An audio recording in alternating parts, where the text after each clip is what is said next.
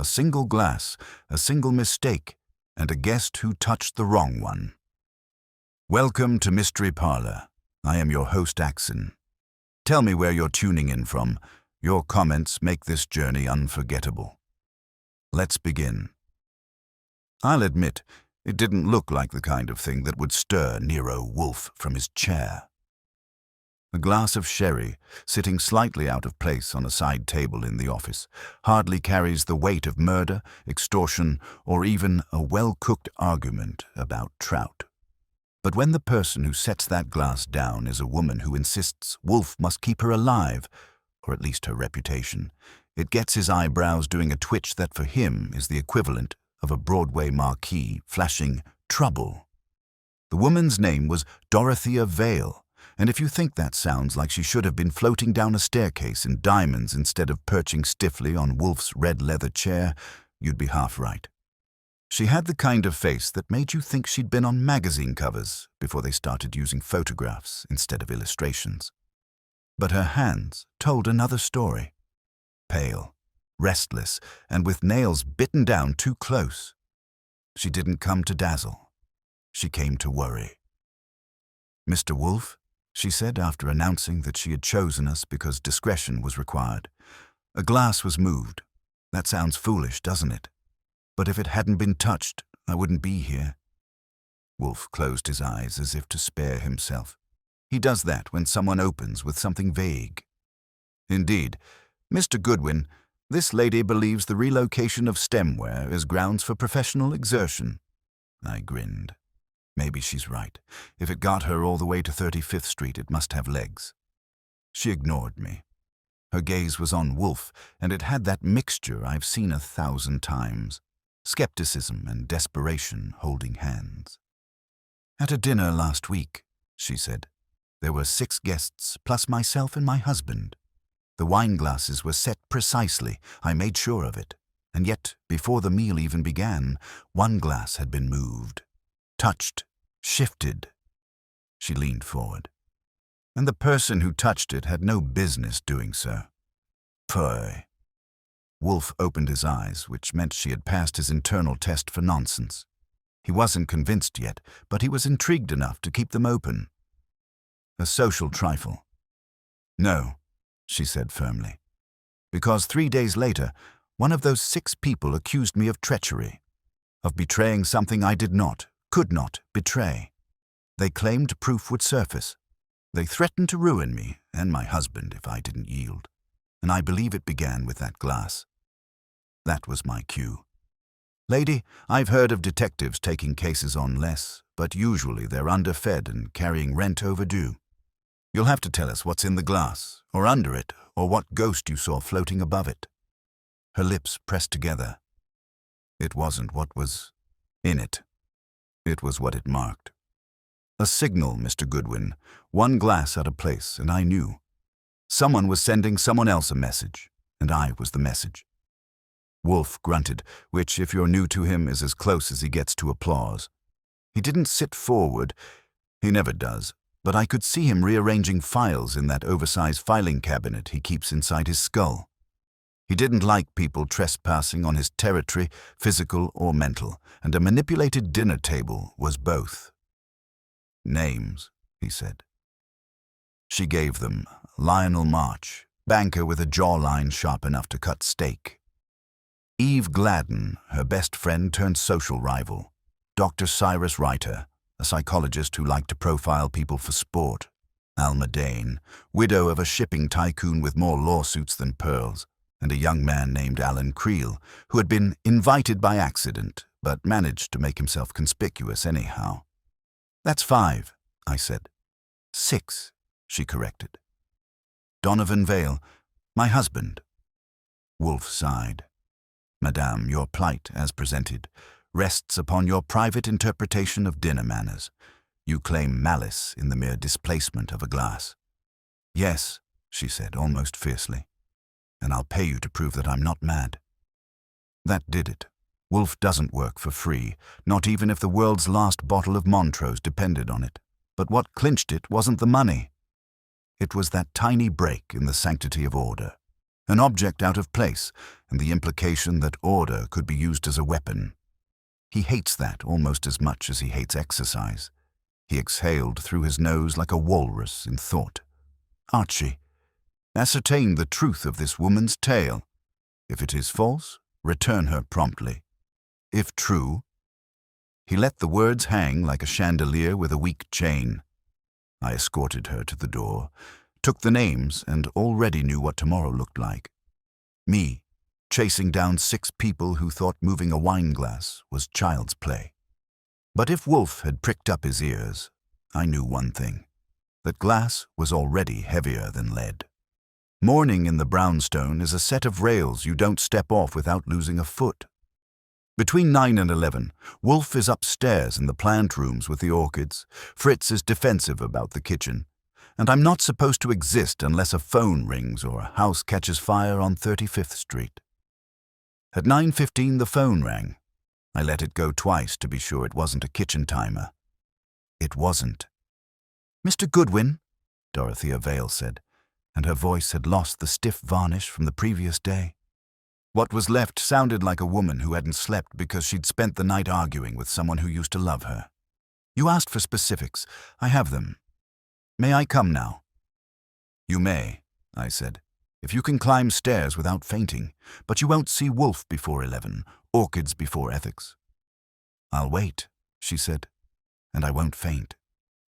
She arrived in 24 minutes with a flat folio under her arm and a look that said the folio weighed more than it had any right to.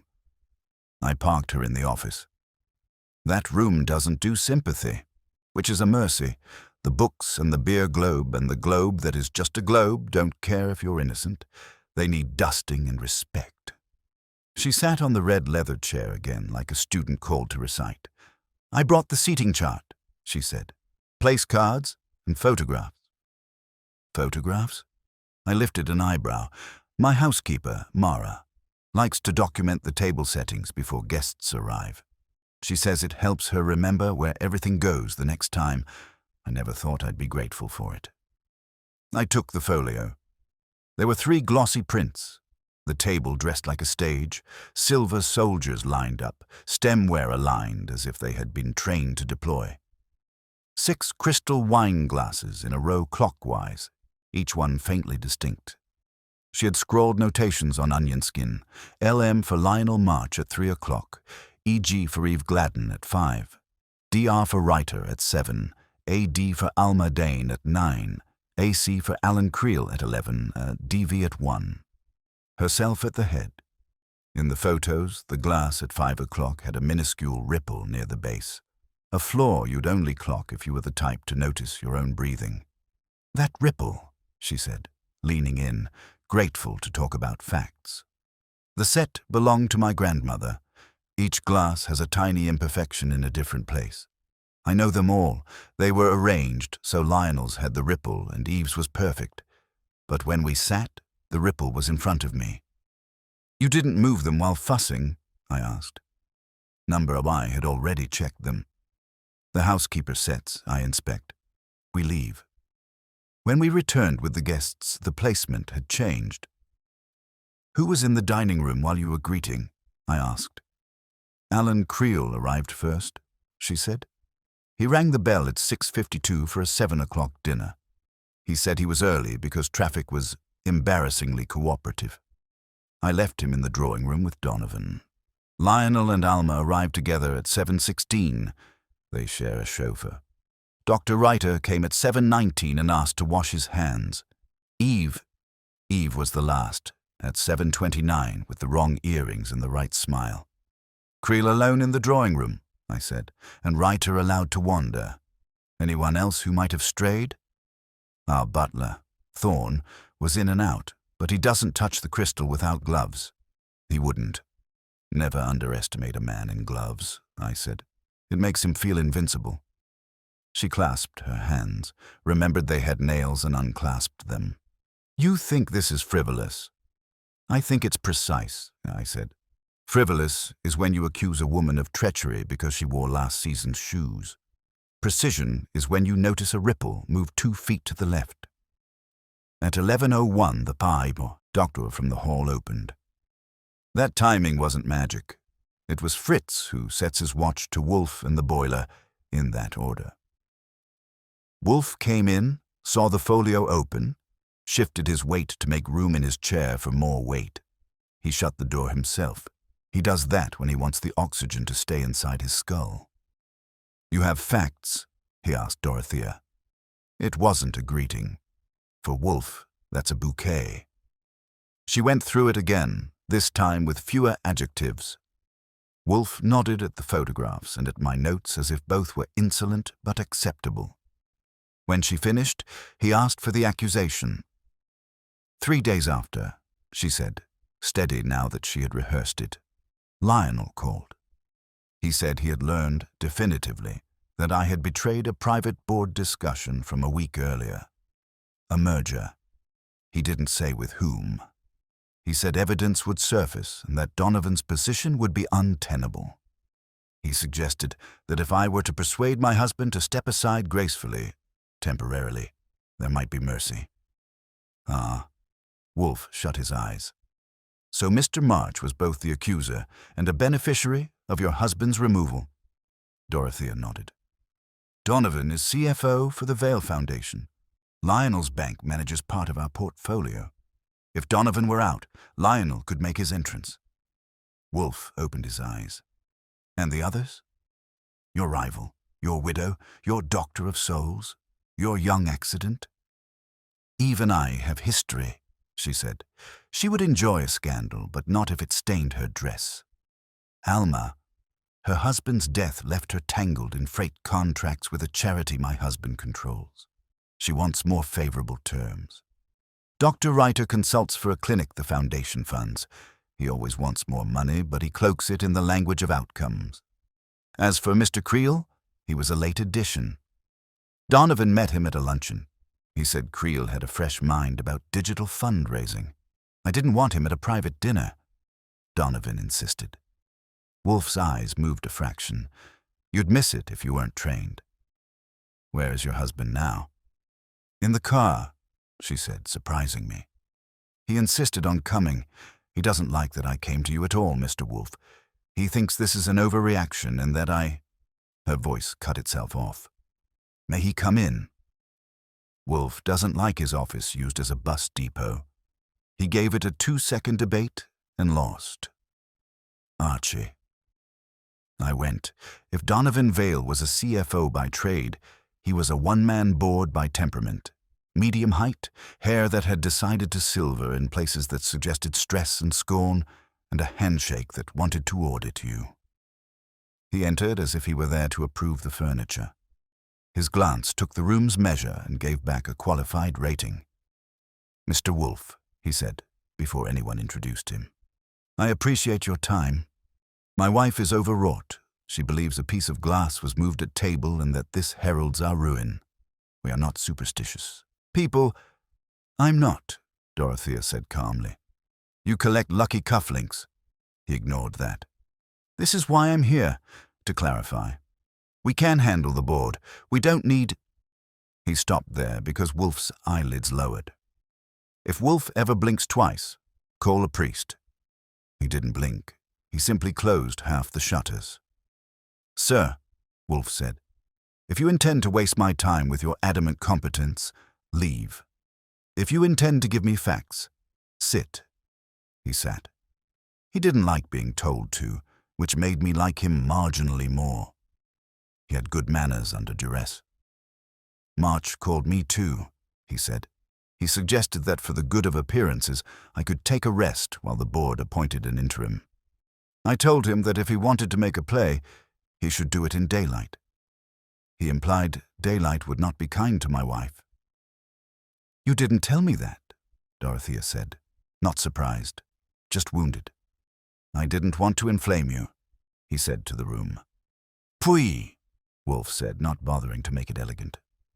We are inflamed already. Mr. Vale, who poured the wine? Thorne, he said, our butler. And the place cards, who set them? Mara, the housekeeper, Dorothea said. But I supervised. Which of your guests has a habit of touching objects without ownership? There are such people. They put a finger on books, on vases, on necks. Eve, Dorothea said after a breath. And Dr. Reiter, but his is clinical. He straightens. He corrects the angle of the world. And the boy? Wolfe asked. Creel. He fidgets, Donovan said. He's eager to demonstrate his value. Wolfe pinched his lower lip. That move means he's pulling a thread he likes. Archie, call Mr. March. Invite him to come this afternoon at 3 for a brief consultation on a matter affecting his bank's client relations. Do not mention the Vales. If he declines, tell him it will not keep. He'll ask who recommended him, I said. Tell him Mr. Wolfe did, Wolfe said, as if that settled the universe's hierarchy. Then call Miss Gladden and the doctor and the widow and the boy. Stagger them. Let them believe they're each the first and only. Mrs. Vale, you and your husband will remain here until 2. You will lunch in the dining room. We do not entertain. We provision. They looked at each other. Donovan began to object, saw that it would bounce off the furniture, and didn't waste the energy. He tried a different route. Mr. Wolfe, what do you think this signal meant? If it was a signal. It meant, Wolfe said, the 2 of your guests were communicating in a language you were not taught. They wanted one of them seated where your wife was, or they wanted your wife marked for attention, by service, by eavesdropping, by subsequent accusation. I do not yet know which. Archie. Yes, sir. Fetch the sherry. I knew that tone. I went to the cabinet and brought the decanter and 2 glasses and set them on the credenza. Wolfe didn't drink before dinner, but he likes props. He let the decanter sit as if it had offended him. Then he rang for Fritz and told him we would have luncheon at 1:30, 2 covers for guests. Fritz said ja in a way that meant he would still make it magnificent while disapproving of the late notice. At 12:10, the doorbell rang. Fritz was in the kitchen. I intercepted. A young man with hair he believed had been trained but had only been threatened stood in the foyer. Alan Creel. He held a leather portfolio with both hands like a promise and a shield. Mr. Goodwin, he asked. I happened to be nearby. I wanted to leave some materials for Mr. Vale. A proposal. I didn't know Mrs. Vale was... He caught sight of Dorothea over my shoulder. Oh, hello. You're very nearby for a coincidence, I said.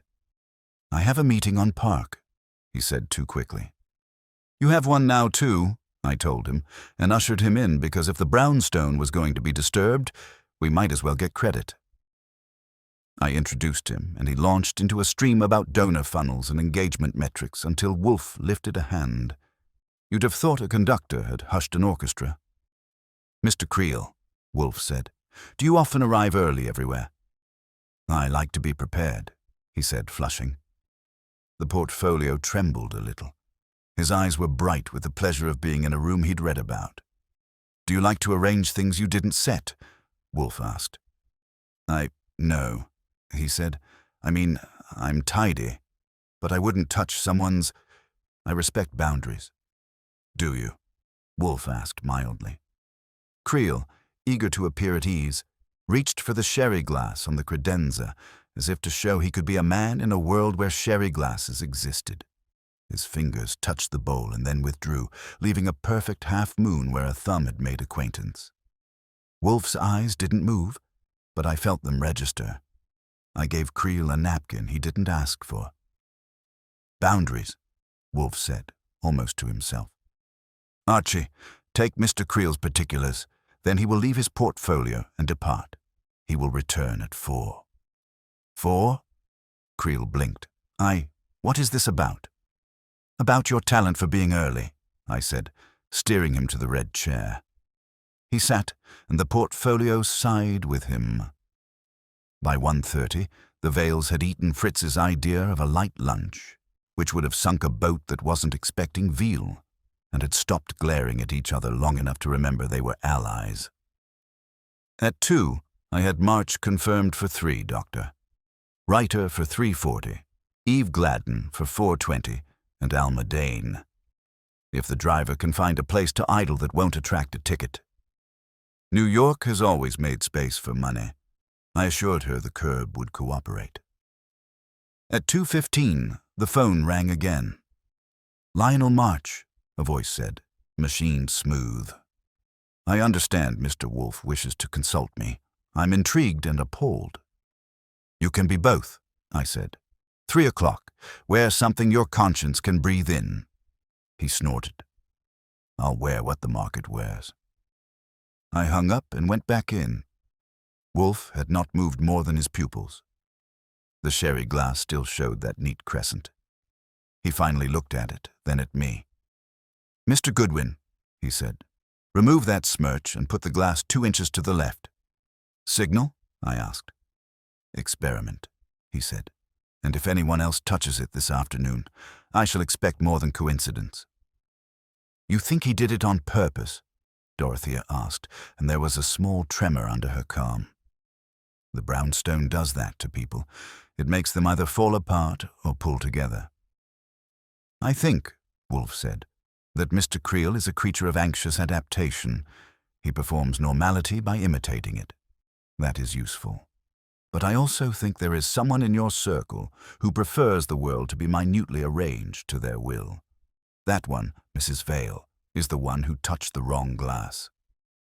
He didn't say which wrong, and he didn't have to. The line hung in the room like a coat we'd all eventually try on. Outside, the bell on the door tinkled against a draught. The brownstone was open to guests, and if that doesn't qualify as a disruption of the sacred, nothing does. I wiped the crescent, moved the glass 2 inches left, and wondered whether the next set of fingers would respect boundaries or try to teach us a new language. At 2:59, I checked the street from the front room and saw a town car pretending it was a cab. Lionel March got out like a man arriving at his own reflection. He had the best coat money can buy in a season when coats exist to say you have money, and a face that had never met a mirror it didn't respect. He took in the hall, the umbrella stand, and me, and filed us. "Goodwin," he said, not asking. "I hope Mr. Wolfe's invitation comes with priority seating." "It comes with a chair that doesn't move," I told him and led him in. Wolfe didn't get up. He never gets up. He gave March the barest incline that in some countries counts as a handshake. I sat where I could see everything and be blamed for nothing. The sherry decanter and the glass were on the credenza with the glass 2 inches left of where any housemaid would have placed it. I had wiped it. A faint, dry circle showed the old spot if you are the kind of person who notices ghosts. "Mr. March," Wolfe said, "your bank sells reliabilities. I require one. A frank palate." March smiled the kind of smile men develop when they can afford not to show their teeth. "I can oblige if I know what wine is being poured." "Discretion, naturally," Wolfe said. "You phoned the Vales. You suggested Mr. Vale should take air. You implied Mrs. Vale's lungs might be full of smoke." I informed them of an impending optics issue, March said. He didn't lean back. Men like him don't. They hold their shape because shapes are currency. Evidence will circulate. It seemed judicious to consider an interim to prevent contagion. "What evidence?" I asked. He permitted me a glance. An email trace indicating that a confidential board deck, slides, was sent from Mrs. Vale's account to an anonymous relay that distributes to the financial press. The header shows her device ID. It's untidy.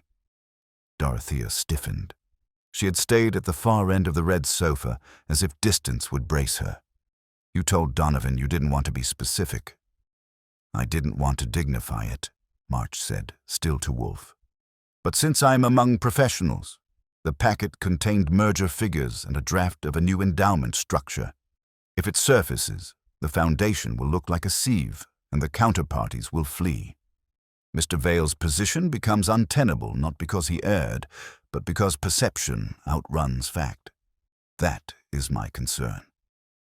Wolfe seemed to taste the words. He doesn't drink before dinner, but he savors. "You are a Samaritan," he murmured. "I am a banker," March said, with the same tone. Who else knows of this evidence? Wolfe asked. Very few, March said. My compliance officer, a technologist. The prospective partners' council likely suspects the leak. And now, of course, present company. Wolfe nodded as if he'd been told the weather would continue through the afternoon. And the dinner last week? You and your chauffeur ally arrived together with Mrs. Dane. Did you wash your hands? March blinked. Number should I have? Only if you had been playing in dirt, Wolfe said. Among that company, how much dirt is there? Ryder toys with minds and calls it medicine.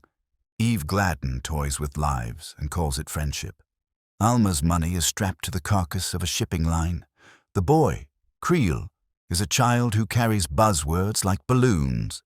He may be harmless, which makes him dangerous to himself. March adjusted his cuff as if the shirt had committed a misdemeanor. His eyes slid once to the credenza, took in the glass, and declined to acknowledge it existed. A man taught not to touch. You didn't move a glass, I said. Pardon? At the dinner, I said. At the house. You didn't move a glass. Why would I move a glass? He was offended by the idea that an object might be asked to impersonate a proof. Because someone did, I said. He kept his face as written. Then someone has childish habits. Or fluent ones, Wolfe said. Thank you, Mr. March. If your evidence surfaces, I shall expect to see it in the light. Until then, your concern has been recorded. He didn't get dismissed every day by men who don't stand up. He waited to see if Wolfe would add a clause. Wolfe did not. March stood with silence like a scarf and went. When he passed the credenza, his gaze again flicked to the glass and kept his hands to himself. If he wanted to straighten the world, he did it by ordering it to his advantage, not by aligning furniture. That's a distinction Wolfe likes. At 3:37, a man with neat hair and a tie that didn't belong to a store so much as a theory came up the steps and tapped the bell gently. Dr. Cyrus Ryder had brought his own atmosphere. He smelled faintly of antiseptic and bergamot, like a waiting room with aspirations. He shook my hand exactly once and with the pressure of a calibration device. Goodwin, thank you. I appreciate promptness. His eyes made an inventory. Spines, frames, baseboards. He entered the office and grimaced at a picture that hung a degree off, which is how we keep it because some people deserve to suffer. Dr. Ryder, Wolfe said. Please sit, if you can. Ryder didn't smile, which made me like him a little. He sat and didn't touch the arms as if their germs might vote. Mrs. Vale is distressed, he said. I told her anxiety magnifies patterns. I also told her that if something has been engineered to appear as if she erred, she must be precise. I am here to assist precision. From clinical interest, Wolfe said, or professional advantage? Both, Ryder said. The foundation funds a program I built. If the board is disrupted, patients suffer. That is not sentiment, it is arithmetic. It was almost refreshing. He wanted money, but he wrote it on letterhead.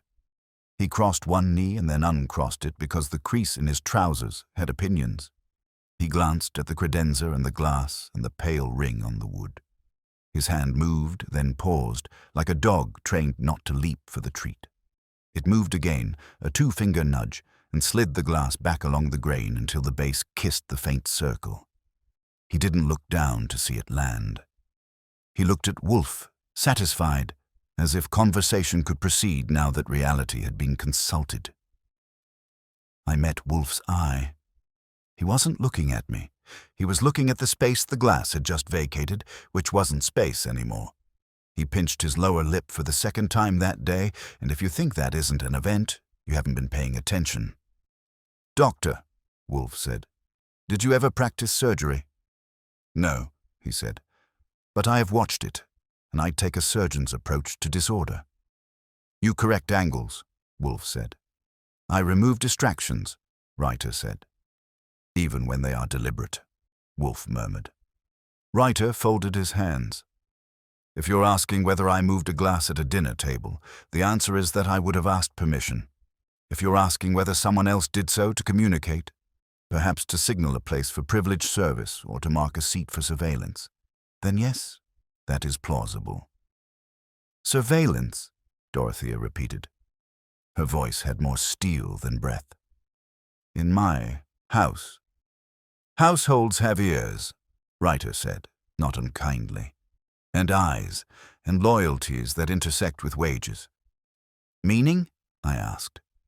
Meaning your butler and your housekeeper have friends and needs, he said. Meaning if a guest wished to ensure that your glass was attended more closely, poured more, diluted more, removed sooner, that guest might coordinate with the person who sets tables. Coordinated how? I asked. A whispered memo on linen folding? A signal, he said simply, flicking his eyes at the glass he had just repatriated. We are animals with rituals. Wolfe let the idea occupy the room. He doesn't rush an idea. He lets it test the furniture. Doctor, he said, whom do you think most capable of such coordination among that company? Eve, he said without hesitation.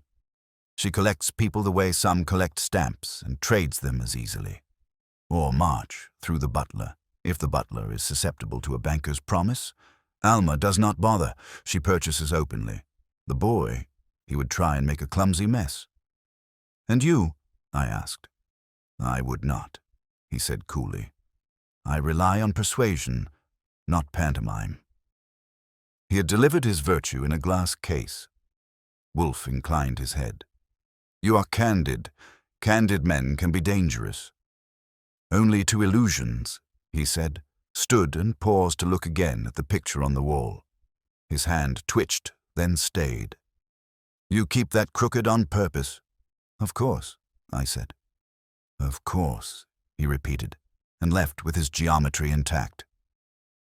I moved the sherry glass 2 inches left again, slow enough that if the wood had nerves, it would have complained.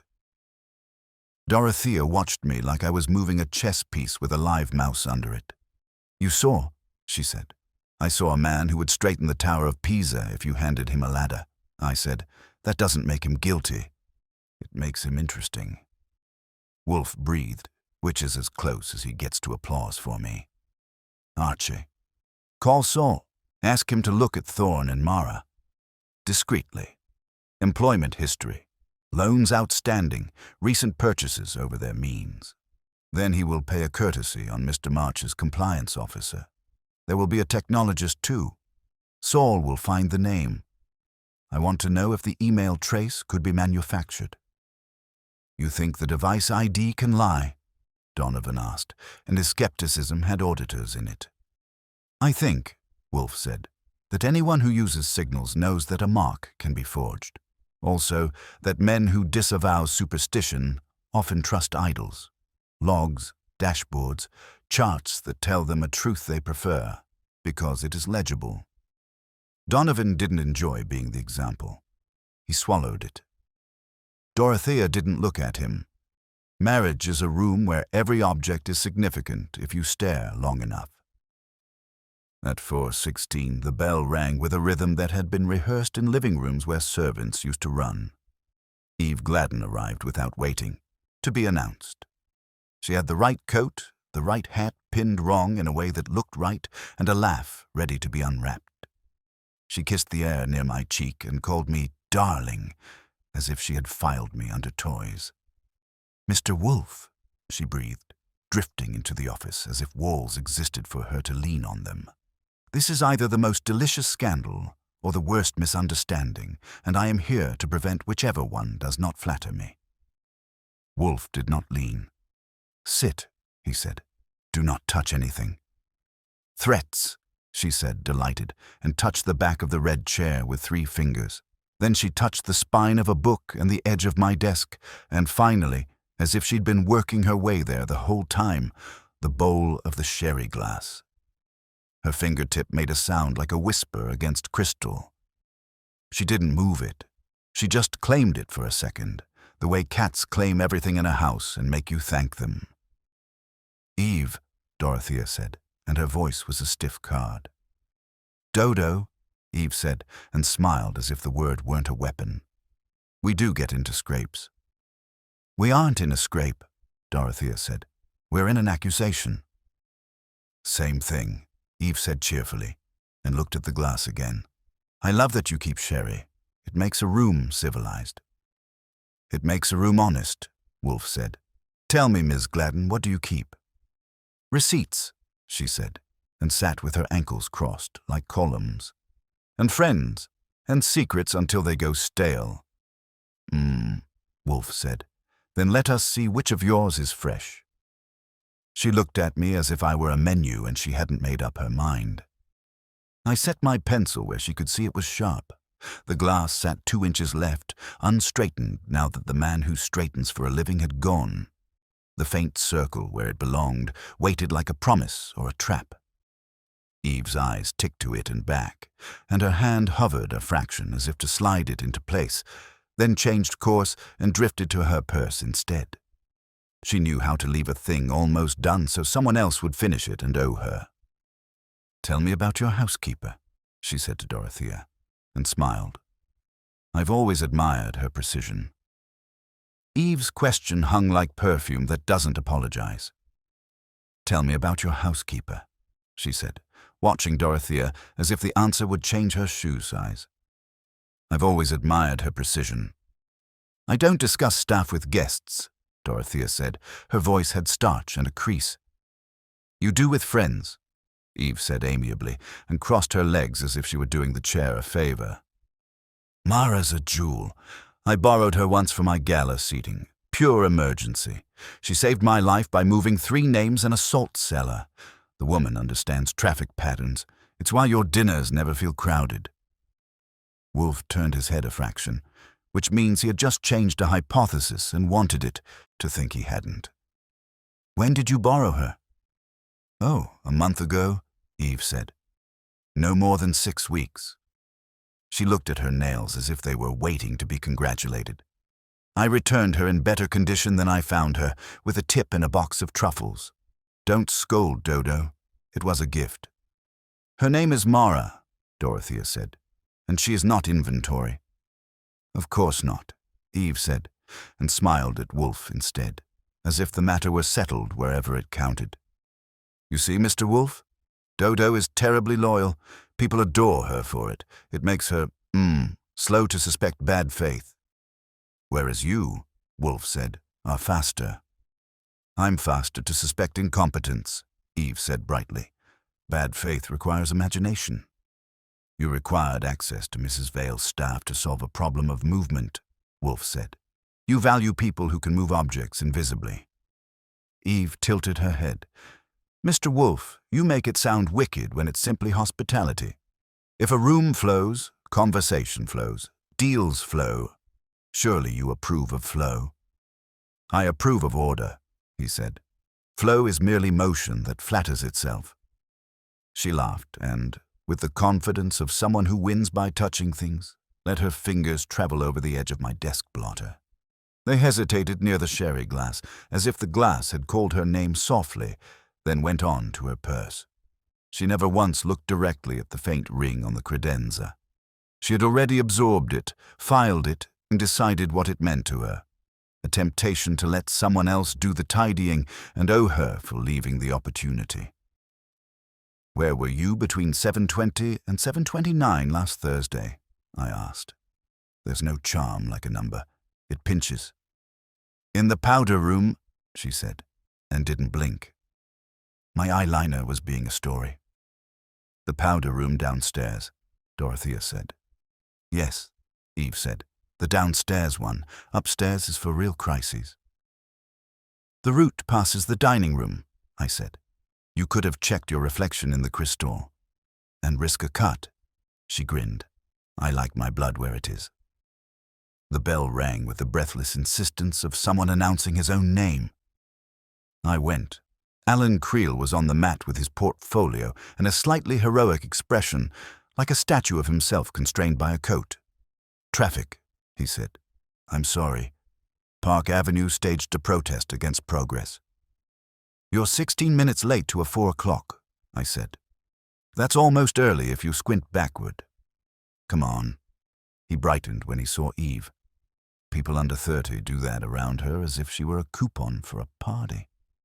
Miss Gladden, he said. What a surprise. Isn't it? She said, approving the surprise as if she had invented it. Creel tried to decide where to stand and chose the spot closest to usefulness. Mr. Wolfe, thank you for the second chance. I brought a one-pager on donor, life cycle. Later, Wolfe said. You will sit and you will not touch anything that is not you. Creel sat and held his own hands to obey the second half. His eyes hopped to the glass, as if to ask whether it counted as part of himself. They moved on dutifully. Mr. Creel, Wolfe said, you are conversant with the ways information leaves rooms it should remain in. Leaks, Creel said. Everyone is conversant with leaks. It's Tuesday. How does a device send a packet without its owner meaning to? Wolfe asked, as if he were inquiring about a varietal of pear. Creel's relief at being useful was almost endearing. Oh, there are a dozen ways. If the phone's on the table for 10 seconds, install a profile. If the email client allows forwarding rules, set one to blind copy attachments to a relay. If the Wi-Fi uses an old authentication, impersonate it and you're the friendly router. If you're near a complacent user, ask to take a photo and don't give the phone back for 7 seconds longer than politeness requires. 7 seconds, I said. That's plenty, he said, warming. If you've prepared. The device asks for permission once. After that, you're in.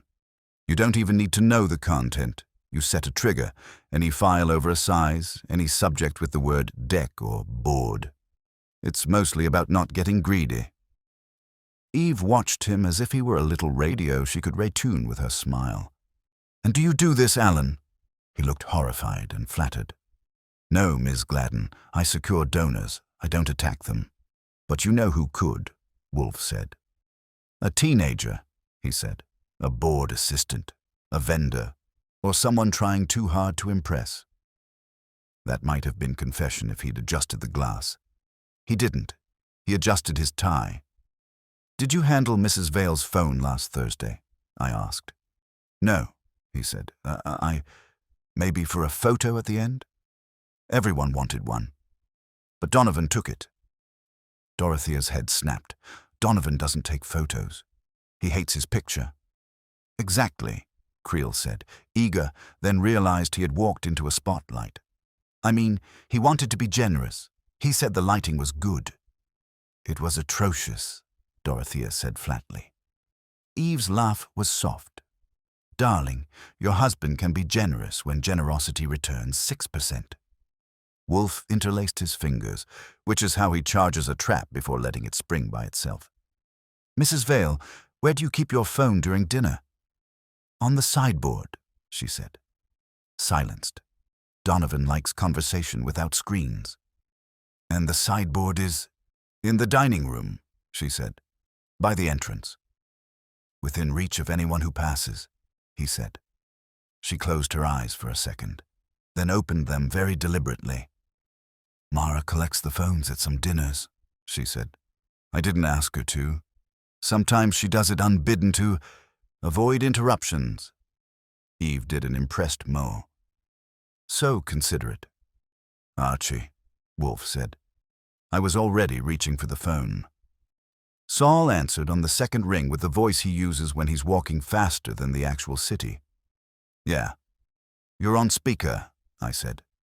Behave. I never do, he said cheerfully. Quick hits. Thorne the butler, real name Anders, clean as a butcher's knife on Tuesday morning. 2 kids, rent up to date. No recent purchases past his class, unless you count a sentimental watch. He has a standing poker night that costs him more than it should, but the stakes are pride. Mara the housekeeper. Widow, wire transfer from an events outfit 3 weeks ago, labeled consulting. Guess whose? Gladden Social. Amount not obscene but appreciative. Nephew placed on a temp roster for the same outfit for a gala last month. Bank contact for March is a compliance officer named E. Payne. Elliot, with a systems guy subcontracting, Hector Lamb. Lamb moonlights on a security forum under his own initials, which is dumb. Posted last year about device enrollment at scale. MDM hacks for non-profits upgrading phones. Writers Clinic. They did a pilot with March's bank to fund electronic records. Payne sat in. Eve actually clapped, and then remembered she wasn't in a theater that served flutes. How efficient you all are. Is Creel there? Saul asked. He is, I said. Tell him to stop twitching, Saul said. His name shows up in a panel listing for a donor tech breakfast hosted by Elliot Payne last winter. Topic: frictionless giving, auth without tears. Creel reddened as if his face had found a sun lamp. I attended, he said. I attend anything I can learn from. Of course he does, Eve said, approving that too. We reward initiative. Anything else, Saul? I asked. One more. Thorne's poker night moved last week to a private room above a bar on East 56th, owned by a cousin of Alma Dane's driver. I don't like coincidences. I prefer introductions. He paused. You want me at the Vales to kiss the sideboard? Not yet, Wolfe said. Wait for instruction. Thank you. Saul hung up with the efficiency of a man who bills by the second. The room adjusted itself to a new map. Lines had been drawn between Eve and Mara, between March and Payne and Creel, between Alma and a place where Thorne might have been told a friendly word about glassware and timing. There are webs that look too neat. This one looked like New York. Messy, overlapping, inevitable. Miss Gladden, Wolfe said, and his voice had softened 2 degrees.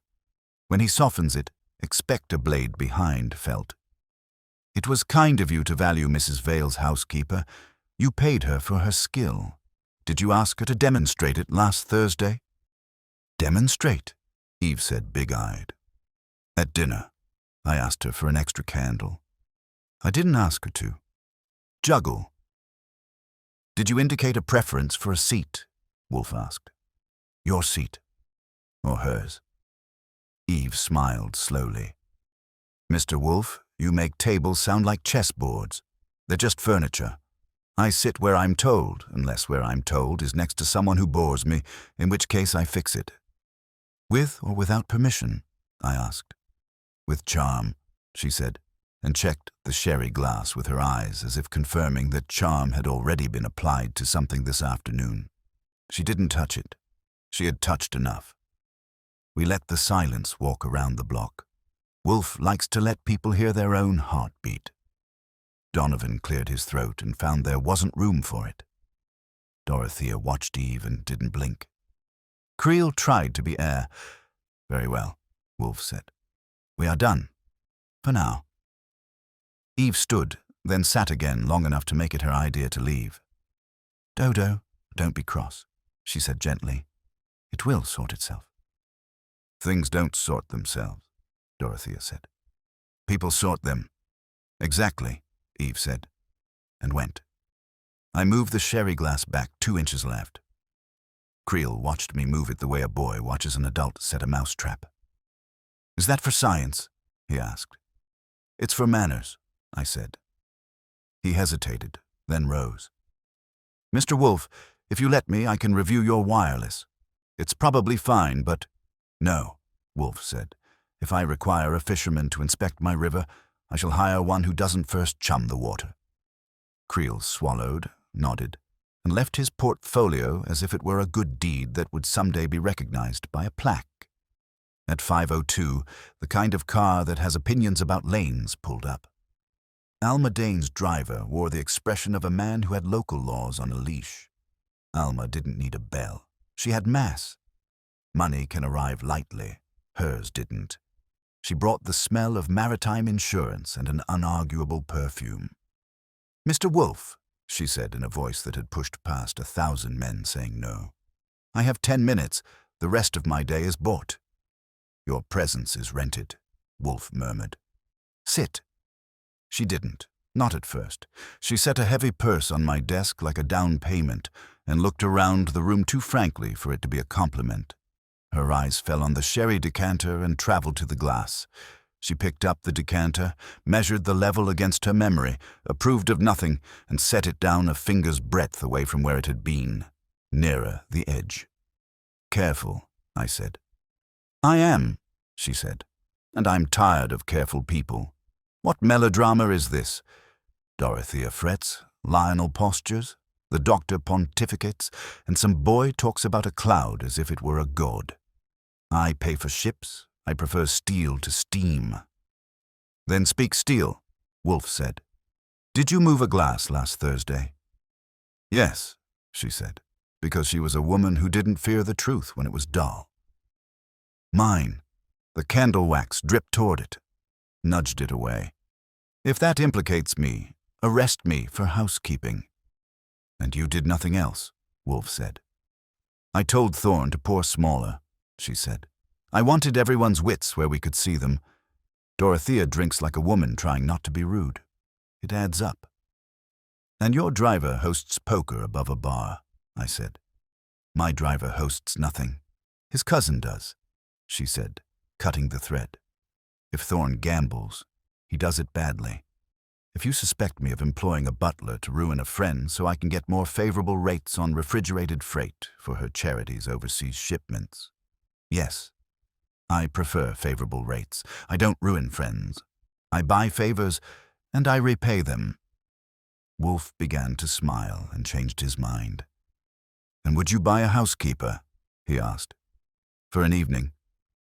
"I would tip a housekeeper to light a room better," Alma said. "If you want scandal, you'll have to squeeze it elsewhere. 10 minutes are up to 6. Tell me when you're going to humiliate the culprit so I can send flowers in the right direction." She finally sat for 30 seconds without touching a thing, and then rose without breaking a seam. At the door she paused and looked back at the sherry glass 2 inches left of where our neat doctor had put it.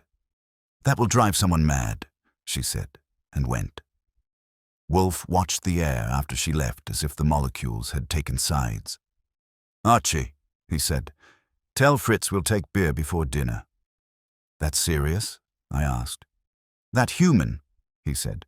"Creel knows how the world is weakened, Eve knows whom to touch, March knows whom to frighten, Reiter knows what angle will quiet his mind, and Mrs. Dane knows her price, but only one of them would use order itself as an instrument." He glanced at the glass. "We will now let the instrument ring. Invite Thorne here this evening. After that, Mara." "And if they decline?" I asked. "They will not," he said. "People who keep houses tidy cannot bear to leave a room like this."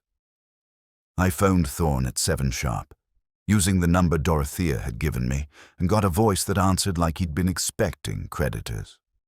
When I told him Nero Wolfe required his presence, he cleared his throat in a way that could have meant indigestion or fear, and said he'd come after service.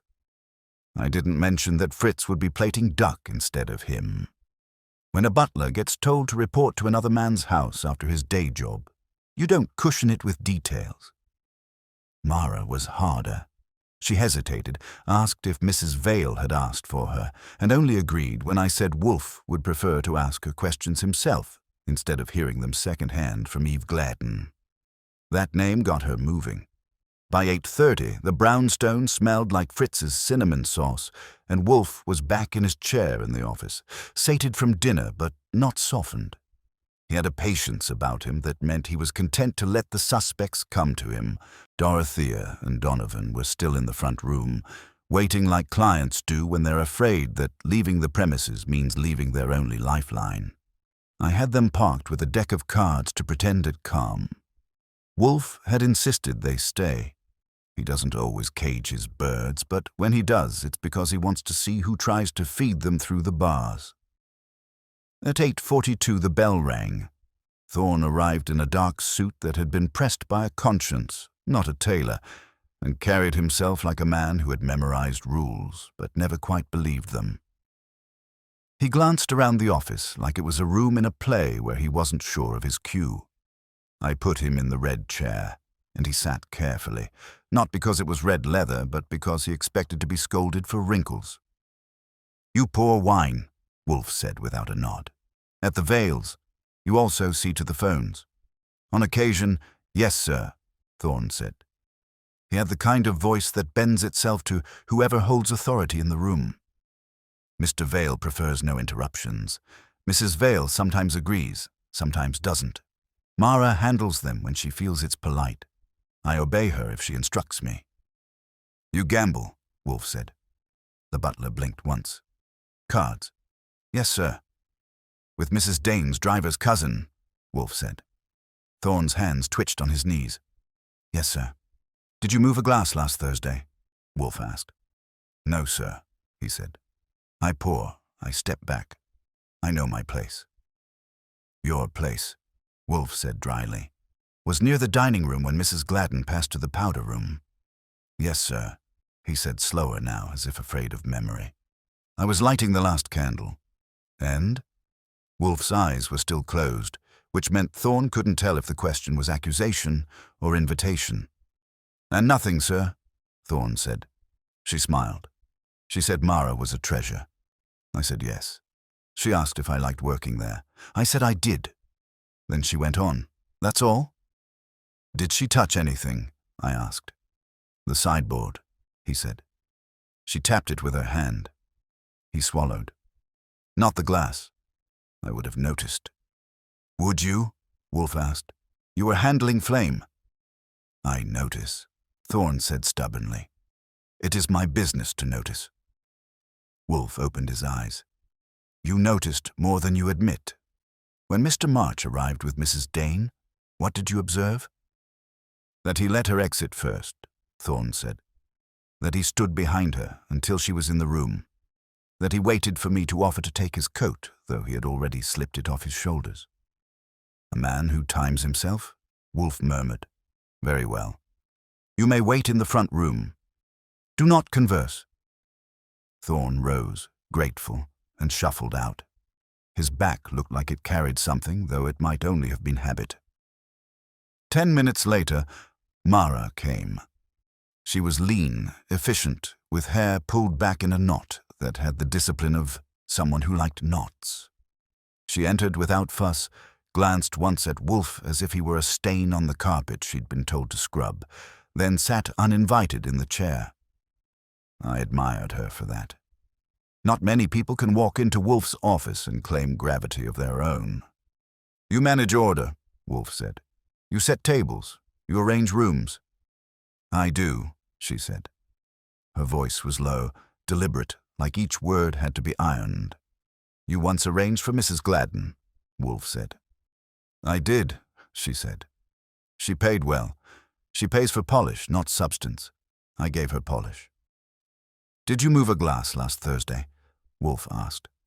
She folded her hands on her lap. "No." "Did you move phones?" "Yes," she said. They were left like clutter.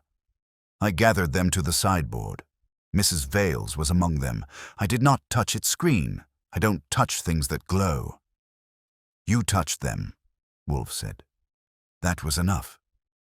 "Someone else touched them," she said quietly. "One was heavier when I replaced it, and the screen was not black. It lit as if woken. I don't know who did it. I don't know when. I only know it was different in my hand than when I collected it." Wolfe's gaze narrowed a millimeter. "You told no one?" "No," she said. "I keep my place. I keep my silence. Except when you sell your skill to Mrs. Gladden," Wolfe said. Mara met his stare. "A housekeeper earns what she can, and I do not sell silence, only polish." "Yet silence is what you sold last Thursday," Wolfe said. "You allowed the sideboard to speak for you. That silence incriminates your mistress." "She pays me to keep her table in order," Mara said, "not her enemies away from it." That was enough for Wolfe. He closed his eyes again. "Wait in the front room." She left without a backward glance. The door shut, and the brownstone felt like it had taken a long breath and was holding it. Wolfe steepled his fingers, letting silence be the heavy cloth it always is in his office. I waited him out. When he spoke, it was slow, as if he were translating from a language only he read. "They are all liars," he said, "but their lies are arranged. That is what interests me." "Arranged how?" I asked. "March brings evidence he should not yet possess. Writer corrects angles that never asked to be corrected. Gladden touches and leaves others to finish. Dane admits a nudge with too much candor.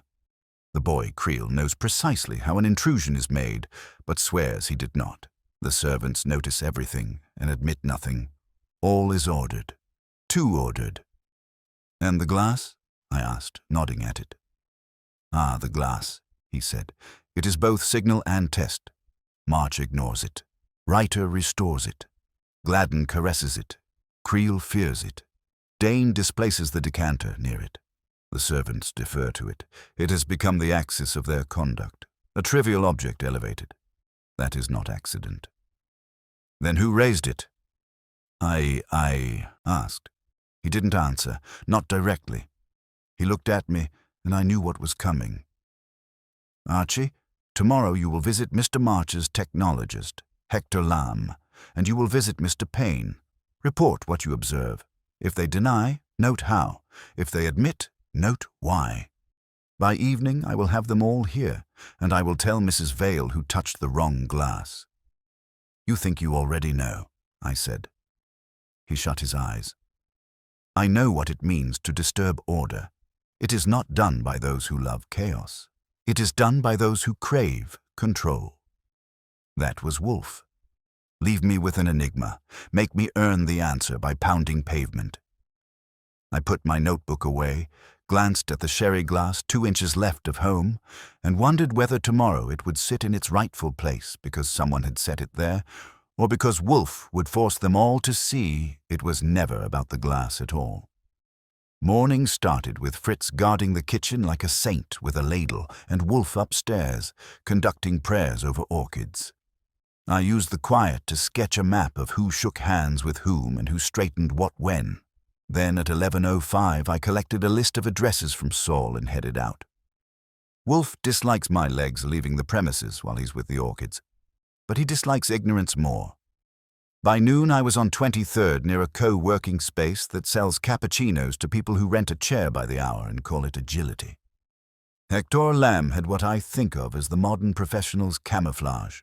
Denim advanced enough to have its own provenance and a shirt that apologized for ever being cotton. He wore his hair carefully. The rest of him had never forgiven a gym. He met me in a glass cube and gestured at a chair as if it were a user setting I could toggle off if I preferred to stand. "Goodwin," he said.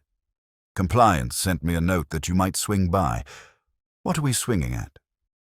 "An email trace," I said, "and whether it can be made to sing the tune you want rather than the one it heard." He smiled because he was being asked to explain a trick to someone who might actually listen.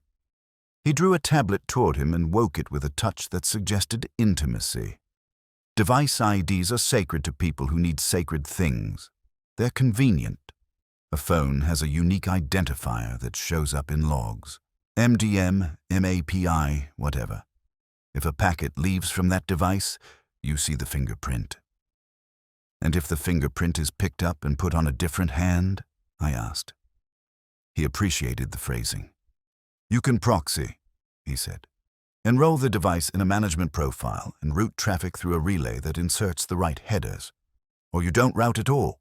You just create a forwarding rule so that attachments with certain words get blind copied to a dead drop address. Nobody looks at rules. They look at the big picture." "How long does it take to enroll?" I said. He held up his phone and a small NFC puck like a magician revealing the E.T., Dove's cousin. "With this? Seconds. Tap. Approve once if the target is inattentive, and your father confessor to everything marked confidential. You don't even need the passcode if the phone is awake and generous." "Suppose you only had the phone for the time it takes to frame a photo," I said. He laughed. "Even better. People pose. They hold still. Their vigilance gets edited out of the shot. You install. You hand the phone back. You look saintly. Is there any way to produce a trace that shows mail went from the device even if it didn't?" I asked. You can spoof headers, he said. You can also deposit the file into an outbox with a script that fires when someone breathes on the send key. But frankly, if you've got MDM, you don't need forgery. You have obedience. Who asked you about obedience? I said. He leaned back and tried on innocence. It pinched. I do a lot of talks. Non-profits, banks, folks like understanding risk. Elliot Payne, I said. Hires me sometimes, Lamb said. He likes slides. He also likes guardrails to keep him from getting sued when clients act like cats. And Dr. Cyrus Reiter? That got me a tilt. The clinic guy. He was in a pilot with Payne once. Sharp. The kind who asks the question you hoped nobody would. He wanted silent supervision. That's the phrase. Profile the device without making the user think they belong to a bureaucracy. Did anyone ask you about making a trace look clean? I said. Everybody asks, he said, and meant it. The honest ones want to detect it. The clever ones want to do it and get away with it. Which do you need, Mr. Goodwin? I need to know who would prefer a ritual that looks like order while they use it to smuggle in chaos, I said. He smiled again, softer this time. A person like that wants to be congratulated for tidiness while they rearrange the room.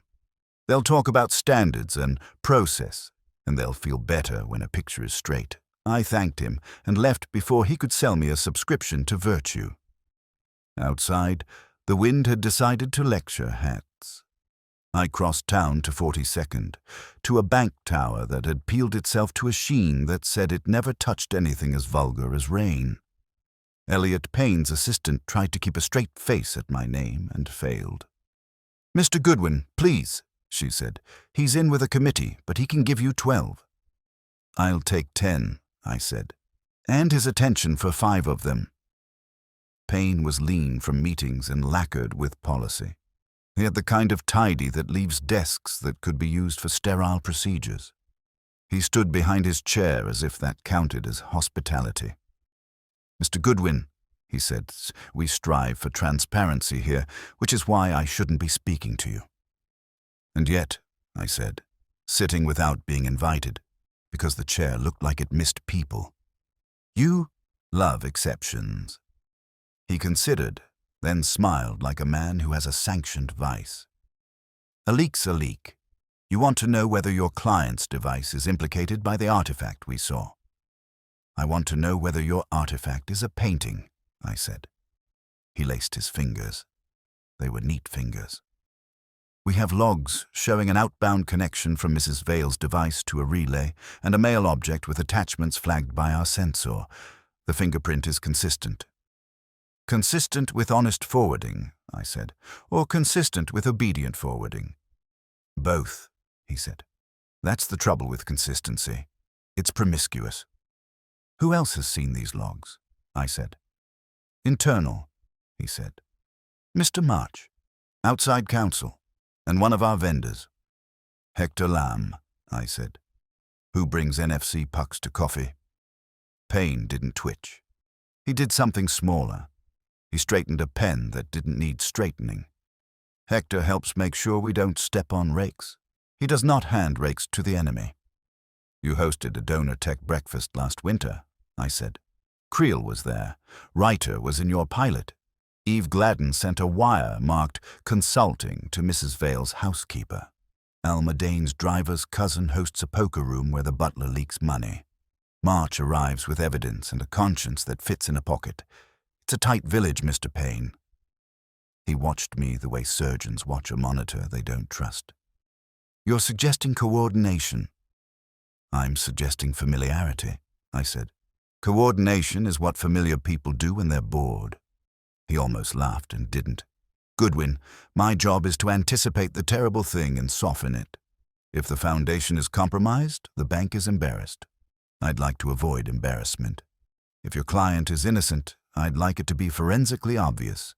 If she is not, you'd like to be the first to tell the story, I said.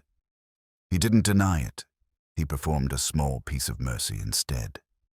He slid a printed sheet across the desk with a finger that didn't quite touch the paper. This is a redacted version of the event. It shows the device enrolling in a management profile at 8:44 p.m. last Thursday. That's after dinner began, unless the Vales eat late. They don't, I said. Whoever touched the phone did it then. Or earlier, he said. The timestamp could be delayed by a device sleeping. The tel for me is the profile name. Household. That's a private MDM used by some paranoid households to manage their kids' tablets.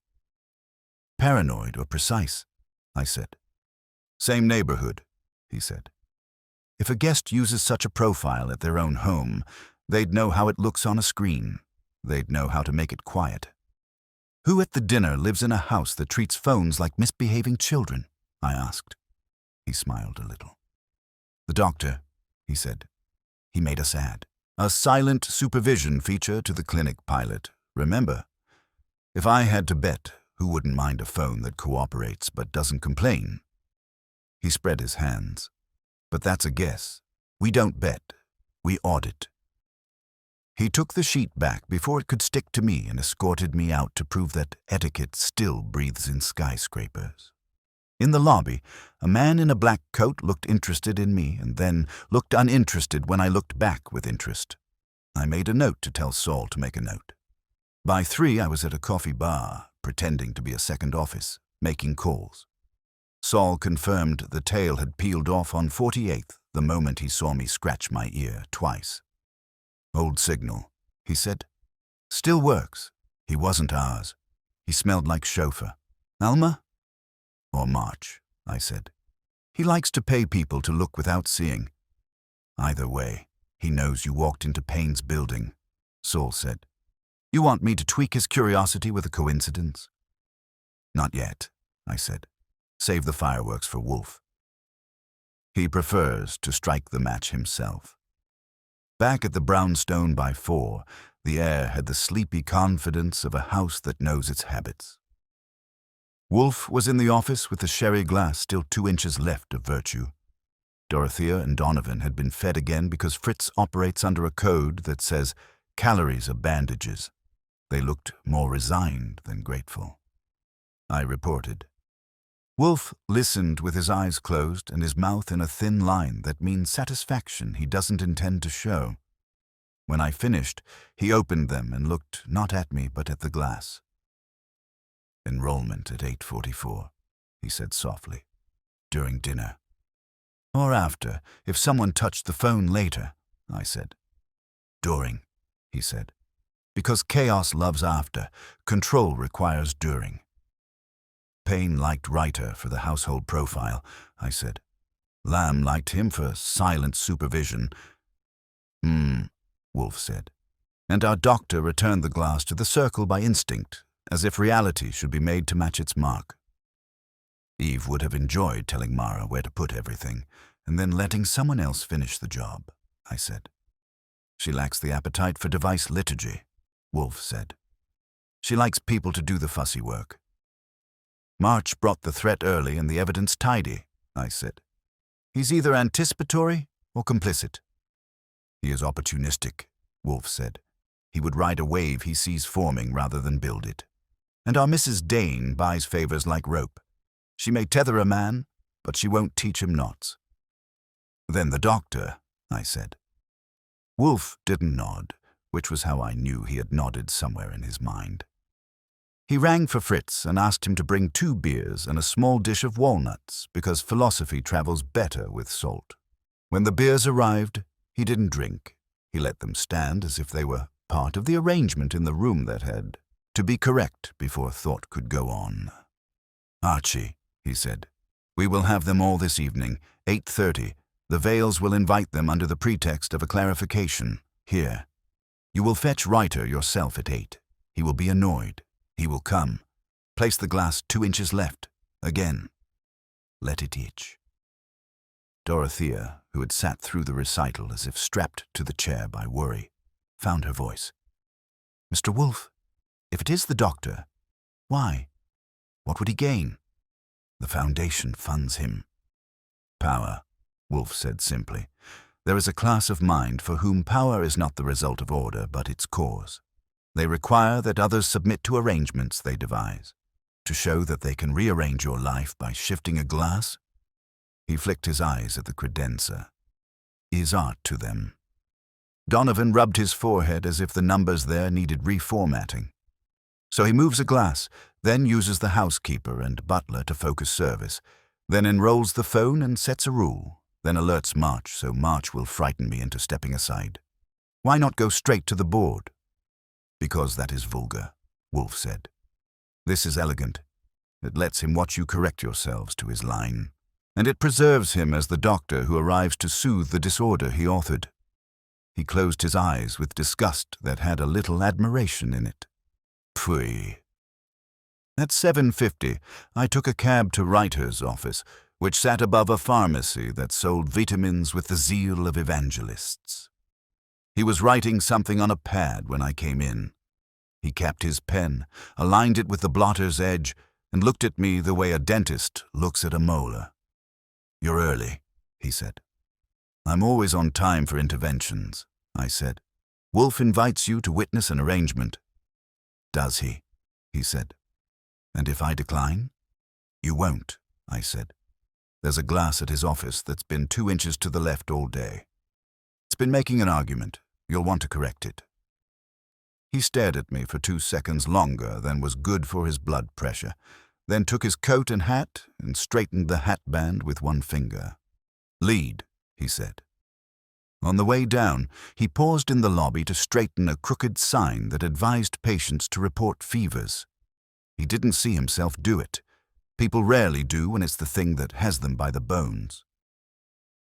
We arrived at 8:21. Eve was already in the front room, paying compliments to Fritz's canapes with the precision of a jewel thief. March came at 8:30 on the dot, because he would, and Alma at 8:33 because she didn't care what clocks did. Creel flitted in at 8:28 and posted himself where usefulness might happen by accident. Thorne and Mara waited together on a love seat as if they had been posed. I put Reiter where Wolfe wanted him, in the red chair with the credenza in profile and the faint ring on wood just visible. The glass sat 2 inches left of honor. It hummed like a low note you feel in your ribs. Wolfe folded his hands and surveyed the room like a judge who has decided that today he will also be the jury. Ladies and gentlemen, he said, you disturbed my peace. You moved a glass in a stranger's house and reached into a woman's phone. You did it to display your control. Now we will display mine. Mr. Goodwin, close the door. I closed the door and planted my back on it, not because anyone was making a run for it, but because Wolfe likes a ceremony when he's about to make conversation do work. The room had all the props it needed. The red chair with a man in it who never yields an inch, a credenza with a sherry glass 2 inches left of decency, and an audience that didn't yet know who had bought their tickets. You will speak when addressed, Wolfe said, mellow as gravy and about as forgiving. You will not touch anything unless you cannot help yourself, in which case you will reveal more than you intend. Mr. Goodwin. Present, I said. If one of our guests attempts to correct my arrangements, allow it. If 3 attempt, stop the 4th. I do not care for mob scenes. Eve was delighted. Where to play, then? You have been playing, Wolfe said. Tonight I will keep score. He let his eye rest on Thorne. You. When a glass is set slightly away from its proper ring at table, what message does it convey to you? Thorne blinked at the sherry glass as if it might answer for him. Sir, in some houses it means watch that place, for service or for restraint. Sometimes it means the host changed a seat after the setting was approved and wishes us to remember. He swallowed. At the Vales, we do not use such signals. You do when a guest instructs you, Wolfe said. Thorne's hands opened and closed on his knees. Yes, sir. If a guest directs me, I obey unless the mistress contradicts. Wolfe let that rest and turned to Mara. You? Mara sat very straight. It is not our practice. But at events elsewhere, a small displacement can direct eyes. It keeps the attention where someone wants it. Eve considered her thumbnail. "There, Dodo," she murmured. "See? Hospitality has a vocabulary." Dorothea did not take the bait. "Not in my house," she said. "In your house last week," Wolfe said. The vocabulary spoke. The glass moved. The signal was understood by at least one servant because service focused there. It was also understood by whoever intended it, because the phone nearest that place was later enrolled in a management profile.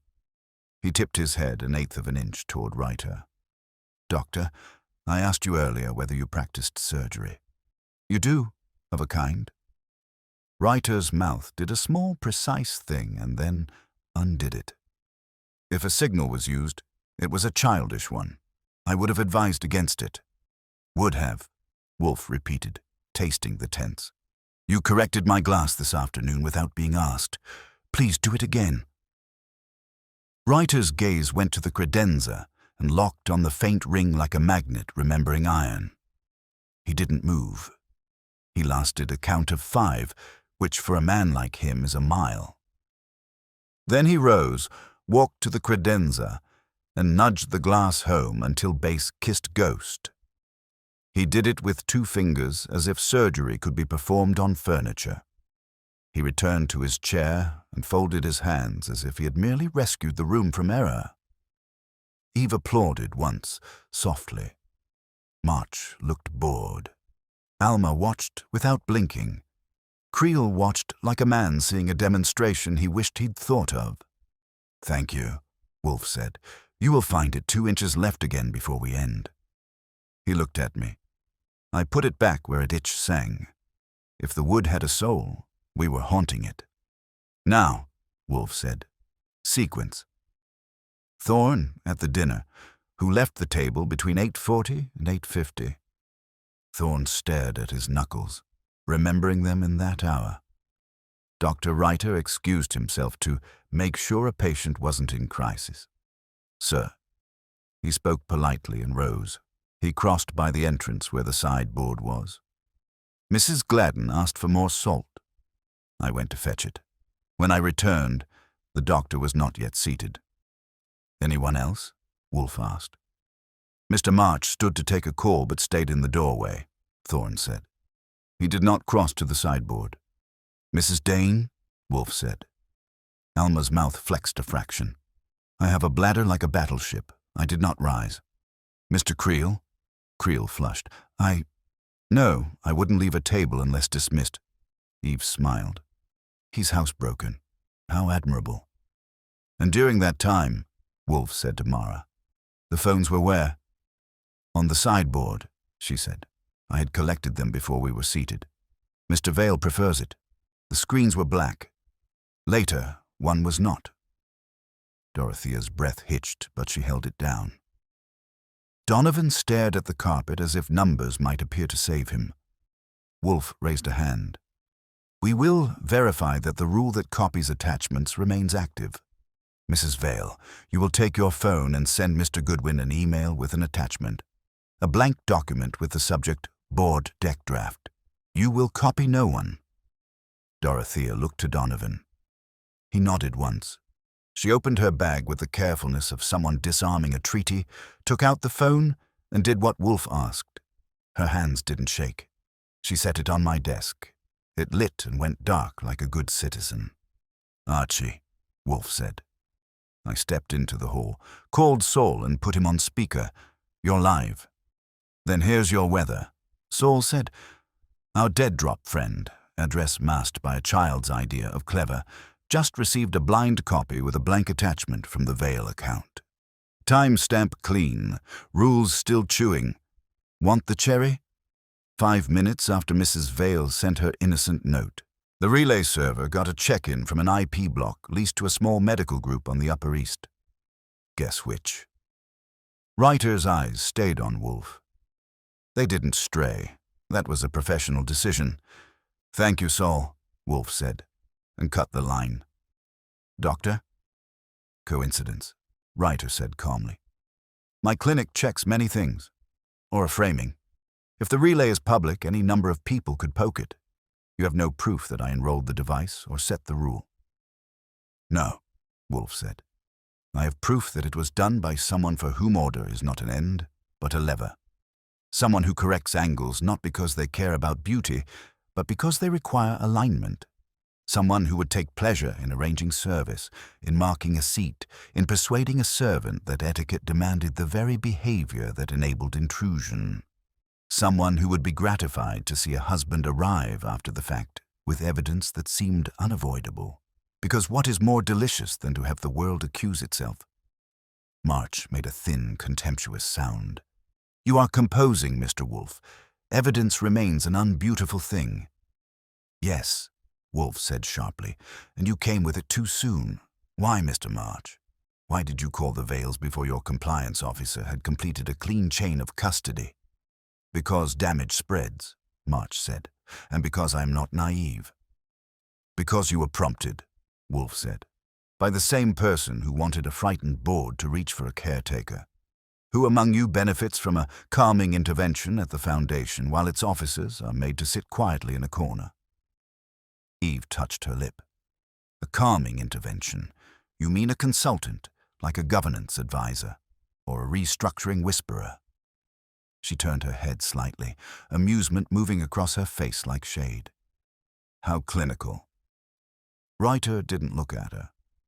I have no interest in governance, he said. My work is with minds. Your work, Wolfe said, is with compliance. People complying with your idea of order. You propose that the Foundation fund not only your clinic, but a behavioral program for organizational hygiene. Your phrase in your grant letter was silent supervision of systems. Payne liked it. He used it as a feature in his pilot. Silent supervision. You hear yourself even when you pretend not to. Reiter's shoulders shifted infinitesimally, which in his anatomy counted as a flinch. I proposed best practices. Best for whom? Alma asked, bored. And practiced by whom? The people who need them, Reiter said. Everyone needs my ships, she said. I don't break into their offices to sell them.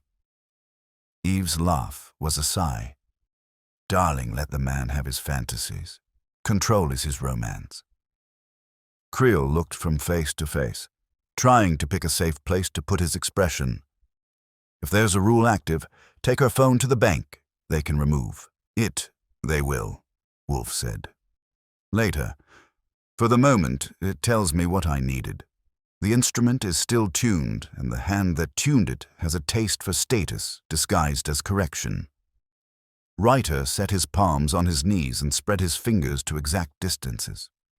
Mr. Wolfe, this is theater. You have arranged symbols and are reading entrails. If you had proof, you would present it. I am presenting character, Wolfe said. Proof will be appended. He turned his head slightly. Mr. March, when you stood in the doorway to take a call, you were waiting to see whether Mr. Vale would do as he was told. March's lip flicked. He rarely does. And when he did not, Wolfe said, you came here to frighten him into making the choice you preferred. You are an accessory to someone else's need to play doctor with an institution. March studied Wolfe as if an underwriting table had learned to speak. If you wish to name a culprit, name one. If not, I have other rooms to be bored in. You will stay, Wolfe said, and made it not an instruction, but a fact. He shifted his gaze to Eve. You taught Mara a vocabulary of movement. You did not direct its use in the Vale's house because you prefer to be the wind, not the hand. Eve smiled. I do like a room to obey me without my having to whistle. You like people to obey you because you make them enjoy the obedience, Wolfe said. That is different. The mind that moved the glass wanted the obedience for itself. And Mrs. Dane, I put in, buys results and names prices in daylight. She inclined her head as if I'd paid her a compliment, and I suppose I had. I pay with invoices, she said, not with parlor games. Mr. Creel, Wolfe said, knew exactly how long it takes to apply a management profile by borrowing a device for a photograph. He knew because he is a zealot of convenience. He is also a coward. He would not risk being caught at a host's sideboard with his hand in the box. Creel looked as if he'd like to argue that he was very brave, but the argument could not find a foothold. Wolfe let the silence thicken. The sherry glass sat where I had put it, wrong, boring into Reiter's peripheral vision like a bee that had decided to hover and judge. Reiter's fingers tightened fractionally, then relaxed. He inhaled too evenly. "You're wrong," he said at last, measured. If there was silent supervision, it was to prevent exactly this: panic, rumor, reputational collapse. The Foundation funds my clinic precisely because I can anticipate how minds behave under pressure. I would have advised the Vales. I would not have engineered their humiliation. "You already advised Mrs. Vale," Wolfe said, voice suddenly smaller and colder. "You told her anxiety magnifies patterns. You suggested that her precision was hysteria. You hoped she would doubt herself and do nothing. That is not counsel. That is grooming." Dorothea's head came up. She didn't speak, but if Reiter had been sitting closer, the air off her would have moved his tie. "Archie," Wolfe said. "Here," I said. "Bring the glass to the ring." I did. The faint circle accepted its tenant. The room seemed to exhale. Then Wolfe looked at Reiter and, with the gentlest lift of his eyebrows, waited. The doctor lasted longer this time. He held himself professional and pristine while the glass sat correct and unprovocative. Then Wolfe tilted his forefinger at the decanter, a suggestion no one else would have read. Alma watched him do it and smiled to herself. Reiter followed the motion, misread it. He thought Wolfe wanted the world to be exactly so, and he reached out and adjusted the decanter a breath, aligning it with the edge of the credenza, and in the same motion brushed the glass a hair to align with the line of the wood. Not 2 inches. A whisper, but it left the ring. He didn't even see that he'd done it. "No," Wolfe said, satisfied in a way that could almost be called pity. "You cannot leave it alone. Control is your narcotic. You moved the glass at the Vales to mark a place for your experiment. You suggested the phones be tidied. You excused yourself to check a patient at 8:44. You tapped a device and enrolled it into a household profile because you like households that obey. You primed Mr. March with what he should say so that when the evidence arrived, he would already be in position to propose a step aside. You despise chaos, Doctor, but you love the chaos you create that only you can soothe." Reiter stared at the glass as if it had betrayed him by being an object with memory. "You have a theory." "I have your degree," Wolfe said, "in my room. And you will not take it with you." He flicked his eyes to me. "Call Inspector Kramer, and then Mr. Payne. We will require chain of custody for the relay and for the enrollment on Mrs. Vale's device. We will require, Doctor, Reiter's NFC implement, which is in his right coat pocket. He will not surrender it voluntarily. He will surrender to Kramer." Eve looked thrilled. March looked annoyed at having to sit through an ending that didn't involve him. Alma looked as if she'd finally been shown steel under the velvet. Creel looked nauseated.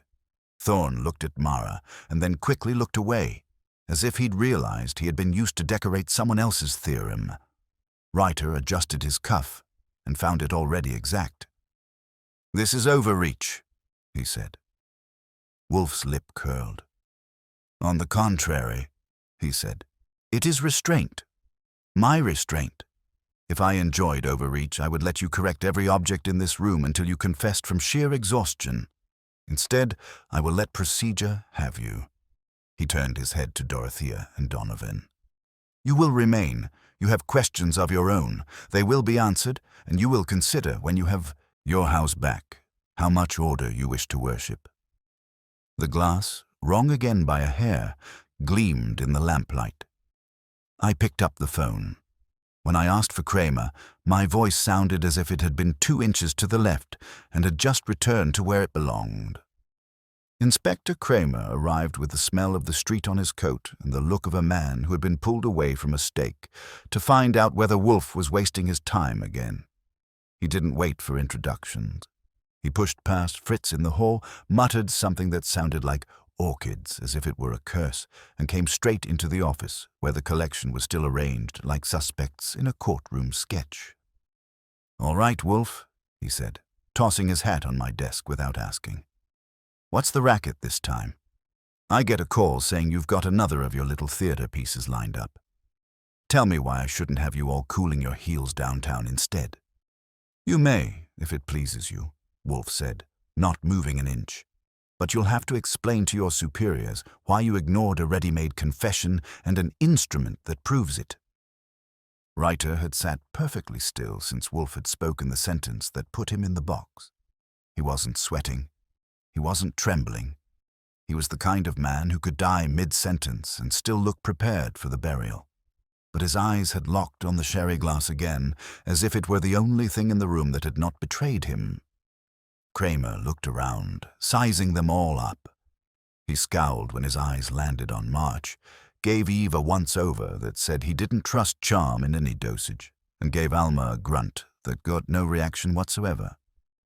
Creel he dismissed with a glance.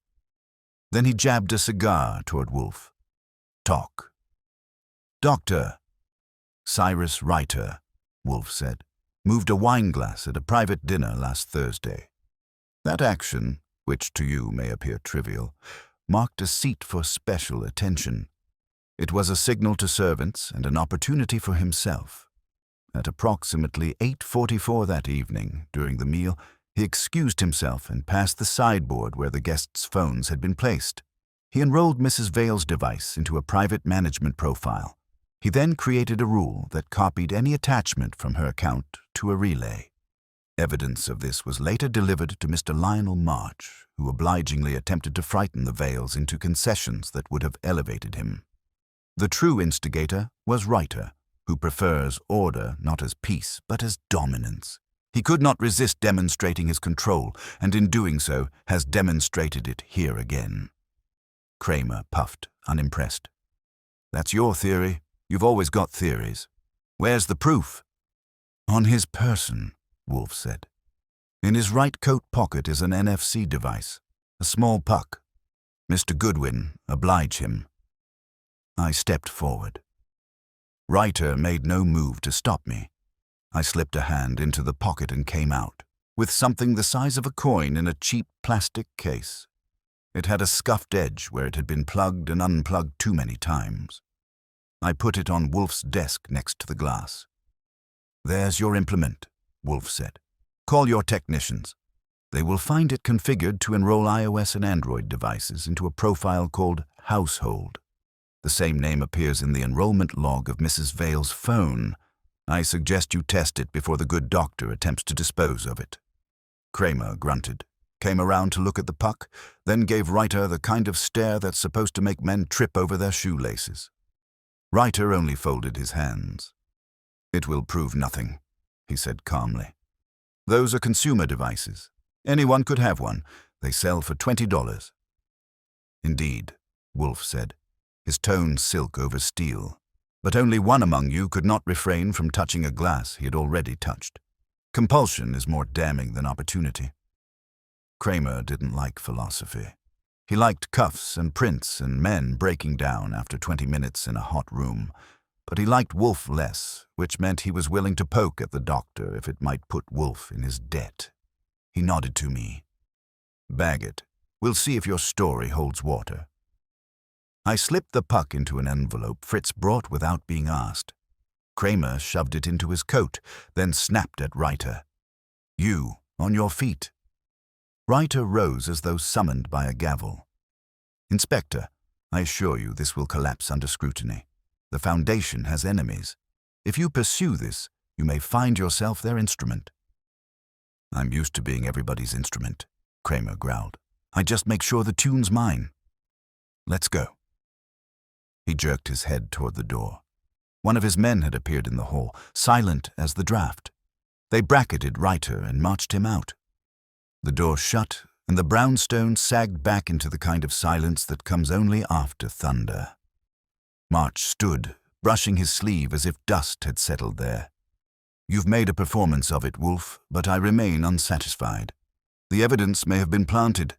If it collapses, the foundation will still be stained. My advice to the Vales is unchanged." "You may keep your advice," Wolfe said, his voice heavier now that the doctor was gone. "It reeks of self-interest." Dorothea, pale but steady, looked at Wolfe with something like awe. "You're certain?" "As certain as I ever am," Wolfe said. "You are not betrayed by chance or by gossip. You were betrayed by a man who liked to see objects return to their place after he had moved them." Donovan finally exhaled. "If this holds, we owe you more than gratitude. We owe you our standing." "Indeed," Wolfe said, "and you will pay my fee." Eve rose, smoothing her skirt with a feline grace. "Well, Dodo, it seems you'll keep your house after all. How dull for the rest of us." She kissed the air in my direction and glided out before anyone could object. Creel stammered something about needing to catch a train and bolted after her. Alma lingered long enough to say, "If the Foundation still wants ships, you know where to find me," and then departed, her driver materializing like a tug at the dock. March gave a thin smile. "If the Foundation collapses under scandal, remember that I offered a lifeline. Good evening." He left with his coat immaculate. That left the Vales, Wolfe, and me, and the glass gleaming quietly where it had been returned to the ring. Dorothea looked at it with a shiver. "That small thing," she whispered, "a glass out of place, and I doubted myself." "You should not," Wolfe said. "Doubt is the weapon of those who manipulate. They prefer you uncertain while they are exact. It is why I dislike them so intensely." Donovan put an arm around her shoulders in a way that looked less like habit than renewal. "We'll survive this," he said. "With truth we can." "Pfui," Wolfe said, leaning back. "With order, you can. Truth is seldom orderly." That was his cue to dismiss the world. He closed his eyes, signaling that the office had turned back into his sanctuary. Fritz would bring beer, the orchids would get their inspection in the morning, and the brownstone would reclaim its peace. I walked the Vales to the door. Dorothea paused in the hall, her hand light on my sleeve. "Tell him thank you," she said softly. "He doesn't like thanks," I told her. "He likes payment, but I'll let him know." When the door shut and the night went with them, I returned to the office. Wolfe hadn't moved. The glass sat where it belonged. I set the envelope with the doctor's puck next to it, a tidy little irony. "You're satisfied?" I asked. "As much as I can be," he said without opening his eyes. "We live among people who cannot resist the itch to correct. They meddle, they straighten, they impose. Occasionally, we are fortunate enough to correct them in turn." He opened his eyes then, looked at the glass, and gave it the smallest of nods. "That, Archie, is enough." "Until the next guest touches the wrong thing," I said. His mouth twitched. "Then we shall touch them back." And that was the end of it. The brownstone settled. Fritz brought the beer. Wolfe drank finally. Dinner was digested. The glass stayed in its circle, and the night closed like a drawer that had been left open too long. The next morning didn't bother with ceremony. Kramer called at 8:42, which for him is the judicial hour between coffee and contempt. I took it in the hall because Fritz was drafting a sauce that didn't like competition. "Goodwin," Kramer said, "tell your genius I don't like owing him anything. The lab pulled device logs off the puck. It's preloaded to shove a profile called Household, just like he said. We also got transfer records from a server registered to a shell that routes back to the doctor's clinic vendor. Chain of custody's clean enough for a picnic. Don't get smug." "I'll ration it," I said. "The rule's still chewing on Mrs. Vale's mail." "For now," he said. "Payne's people are coming by the precinct to bag her phone proper and knock the rule out. Your boy Saul already sent me the forum posts where Lamb held court on silent supervision." Makes a nice bow. Writers' Council is shouting about security research, which I enjoy about as much as a bone in my steak. I'll call when we've booked him on the right stack: unlawful access, wire fraud, pick 2 more that make a judge frown. Call Wolfe, I said, because he likes the taste of grudging respect in the morning. He pretends not to. Kramer snorted. He can pretend all he wants. Keep your line clear. When I hung up, the brownstone had the feeling of a house that knows the storm skirted it. Wolfe was in the office, the morning paper spread like a casualty that had it coming. I relayed. He listened with his eyes thin, which is when he takes the world off the spit and decides it's done. Good, he said. Kramer will enjoy thinking he built the bridge himself. He can have that, as long as we cross it first. He closed his eyes for 11 minutes and then told me to call the Vales. We had to mop what the doctor hadn't. Statements for the board, timing for Payne's retraction, a careful, unsentimental plan for making the accusation look like what it was, a stunt dressed as hygiene. Dorothea came on the line like someone who had learned breathing overnight. Mr. Goodwin. It's turning, I said. Kramer has the puck. The bank's tech will neutralize the rule. Does that undo the stain? She asked. It makes the stain look like spilled ink, I said, and it gives you the towel. Donovan wanted bullet points. I gave him nails and a hammer. Payne drafts a letter for their board, acknowledging a third party compromised a device. March to co-sign or shut up. Foundation Council to coordinate with Kramer, so the public learns the right villain at the right speed. He doesn't love being told, but numbers like frameworks. And this was one. At 10:30, Payne arrived at the brownstone with 2 associates and a face that had chosen humility because swagger would get him hit. He asked to see Wolfe. Wolfe permitted an audience as if Payne were petitioning to borrow oxygen. We'll issue a statement this afternoon, Payne said, standing. Men like him stand until told they may sit. It keeps the edges crisp. We'll confirm that a malicious profile was installed on Mrs. Vale's device by an external actor at a private event. The rule's disabled. The relay is in custody. We will also state that we overreacted and apologize. You will not, Wolfe said. Payne blinked. We won't. You will not apologize, Wolfe said. You will admit error and correct it. Apologies are theater. The Vales require a ledger entry. Payne adjusted a pen he had brought and set on my desk. Then, perhaps remembering whose desk, removed it. Understood, he said. Mr. March would like to... No, Wolfe said, and the room made space for it. Mr. March will follow your lead and keep his counsel. If he attempts to frame this as benevolent vigilance, I will suggest to your board that benevolence be sterilized. Payne nodded as if a minor god had edited his copy. He asked to see the sherry glass and then asked why. I told him to stick to his domain. Ours had enough glass already. He left lighter of posture and heavier of duty. I liked him better for having been taught.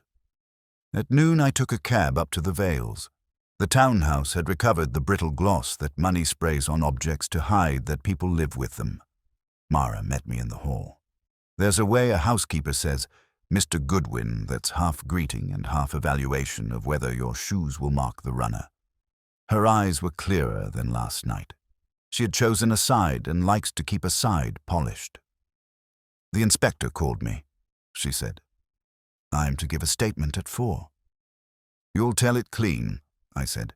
You saw the phone wake later than when you collected it. You didn't touch the screen. I didn't, she said. I don't touch glows. Keep that line, I said, and keep your nephew off Eve Gladden's roster this month. She pays for polish and trouble. The corner of Mara's mouth did a thing it probably hadn't done in a decade. He likes the events, she said. He'll like a job more. Thorne came in with a tray he didn't want. He looked like a man who had slept on the wrong question. Mr. Goodwin, he said, bowing slightly. It was a bow that remembered a better house and a stricter butler. You'll tell Kramer the truth? I said. You saw the doctor pass to the sideboard. You heard March stand in the doorway and not cross. You fetched salt you didn't want to fetch because a guest told you to. He nodded once. I obey the mistress, he said. I watched him say it. The sentence had been wounded and healed badly. Good. Keep it that way. Dorothea and Donovan were in what passes for a library in houses that hire libraries by the yard.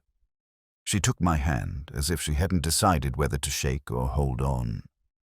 Will it be enough? She asked. It will be enough, and it will be insufficient, I said. Both are what the day offers. Payne will pin the problem to the proper suspect. March will stop playing prophet. Kramer will unwind the rest. But there will be people who prefer the story where you erred because it makes their own lives feel safer. You can't cook for them. She breathed and let it out. Then we will cook for the ones we can. Donovan, who had been deciding whether to be a boulder or a bridge, chose correctly. We'll go to the precinct at 4, he said. If you wish Mr. Wolfe there, he doesn't attend his own victories, I said. He tends his orchids and lets their silence applaud. We shook hands on logistics, and I took the long way back down the staircase, looking at a painting that was straight and didn't need anyone's help. In the hall, Mara was instructing Thorne in a whisper that contained no shadows. The house had remembered it could house its owners. Back at the brownstone, Wolfe was in his chair with the phone at his elbow as if it could be made to ring by will. He asked if the Vales had found their spines. I said yes. He allowed a grunt that meant good, then told me to ring Saul. Saul reported that Creel had sent 2 apology emails, and a third that apologized for the tone of the first 2. He'd also scrapped a talk titled Frictionless Giving, and was workshopping Secure Giving, which is the same dog with a different collar. Alma's driver's cousin, the poker room host, had decided that a night off would look wise. Eve had posted a photograph of a cocktail with a caption that did not mention anyone, but managed to include them all. March had been seen entering a boardroom with a jaw that planned to fire someone. Anything else? I asked. One thing, Saul said. Old surveillance cam over the Vale's sideboard. Decorative, forgotten, angled wrong. It caught reflections in the mirror behind the sideboard. Blurry, but you can tell who paused and who didn't. Writer's silhouette stops, shoulders hunch like someone writing in air. Thorne's head is turned fetching salt. It's not the gospel, but it hums the same tune. Send that hum to Kramer, I said. He likes evidence that behaves. Wolfe, when I relayed, didn't purr. He doesn't, but he breathed like a man to whom the world had yielded a fraction. He told Fritz we would take lunch at 2 and added that he did not want fennel because the morning had been peppered with fools. At 2:08, the phone rang again. Kramer. Tell the big man I've got the doctor sitting on charges and a judge nodding. Payne's logs thread through contractor to clinic. Your video shows a pause. Not decisive, but the whole pile stinks the same way. March is pretending he never heard of anyone. I like him like that. Keep your people tight. If the Vales leak a sob story, I will have to get sentimental, and my precinct can't afford that. He'll hear you, I said. He'll pretend not to. I expect nothing else, Kramer said, and hung up before I could enjoy the aftertaste. By 4, the Vales had been processed and returned to their life, which is not to say returned to normal. Payne's statement went live at 5:15 with the kind of precision that buys absolution from men who wear watches and never look at them.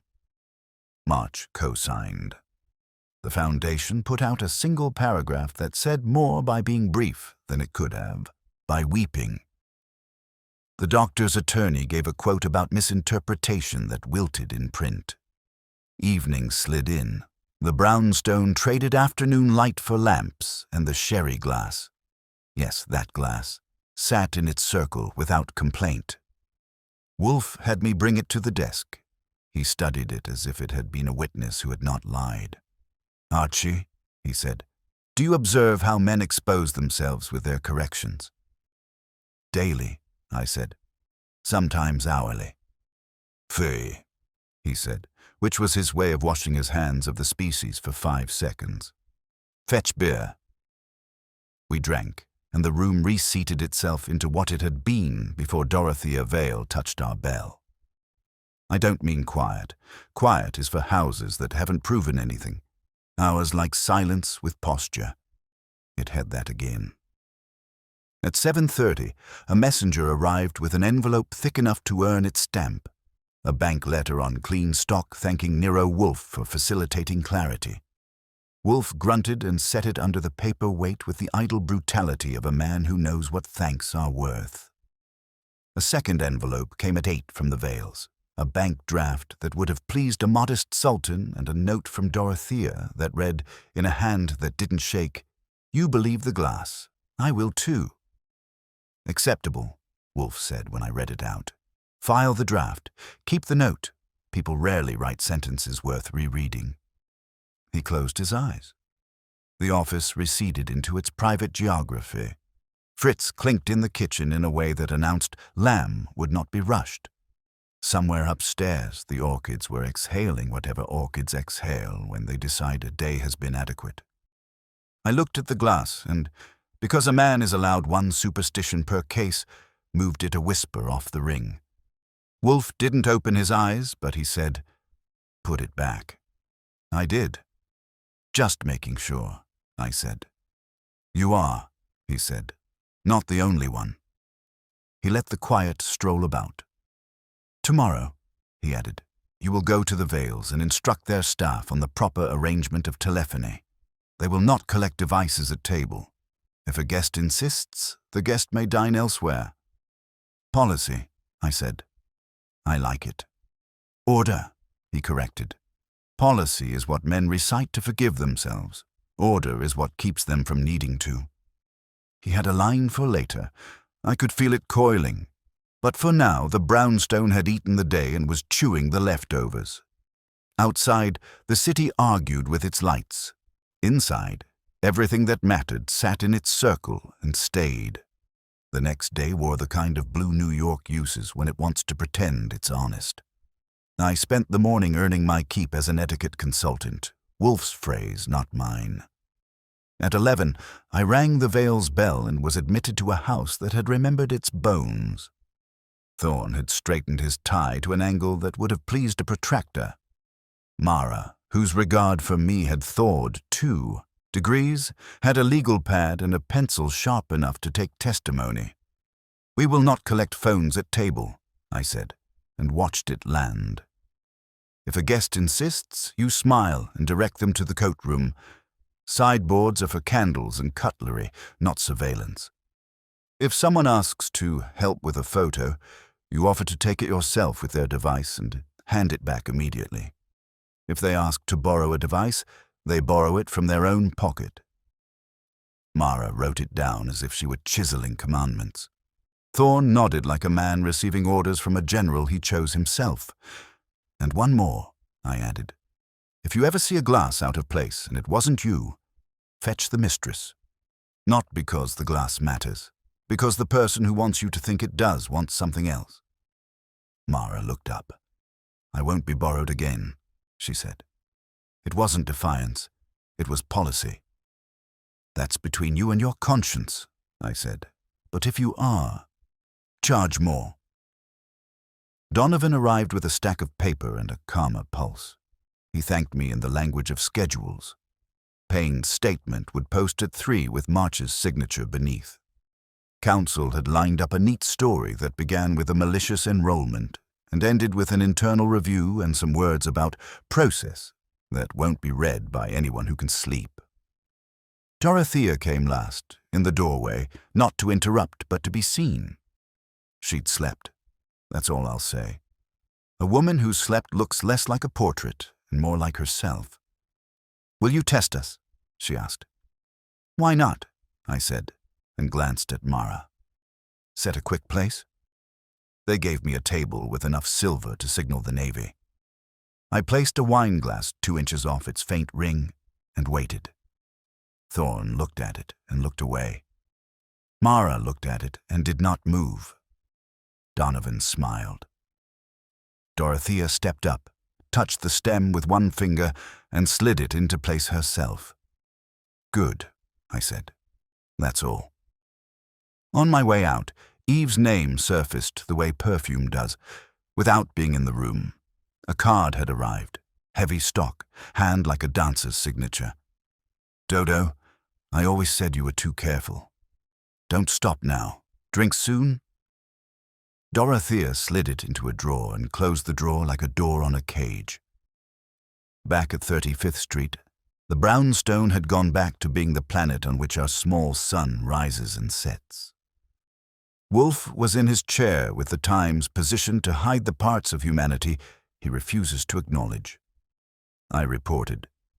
He listened with the appreciation a man gives a roast that turned out exactly as he told the butcher. "Excellent," he said. "People must be taught to distrust convenience. It is the seducer's instrument." The phone obliged the scene with Kramer at 2:15, not waiting for Fritz's dessert. He was doing brisk satisfaction, which for him sounds like impatience that found a chair. "Goodwin, tell your boss the doctor had a habit even in holding. Adjusted the chair, the table, the framed notice about public defenders, straightened it 4 times. The guard says he asked for a level. I'll put it in the file under character. We've got the puck tied to a purchase and the clinic vendor. We've got the relay logs. We've got your housekeeper and butler saying he was the only one who passed the sideboard unsupervised. Counsel can sing arias about intent. I've got acts." "You'll get a conviction?" I asked.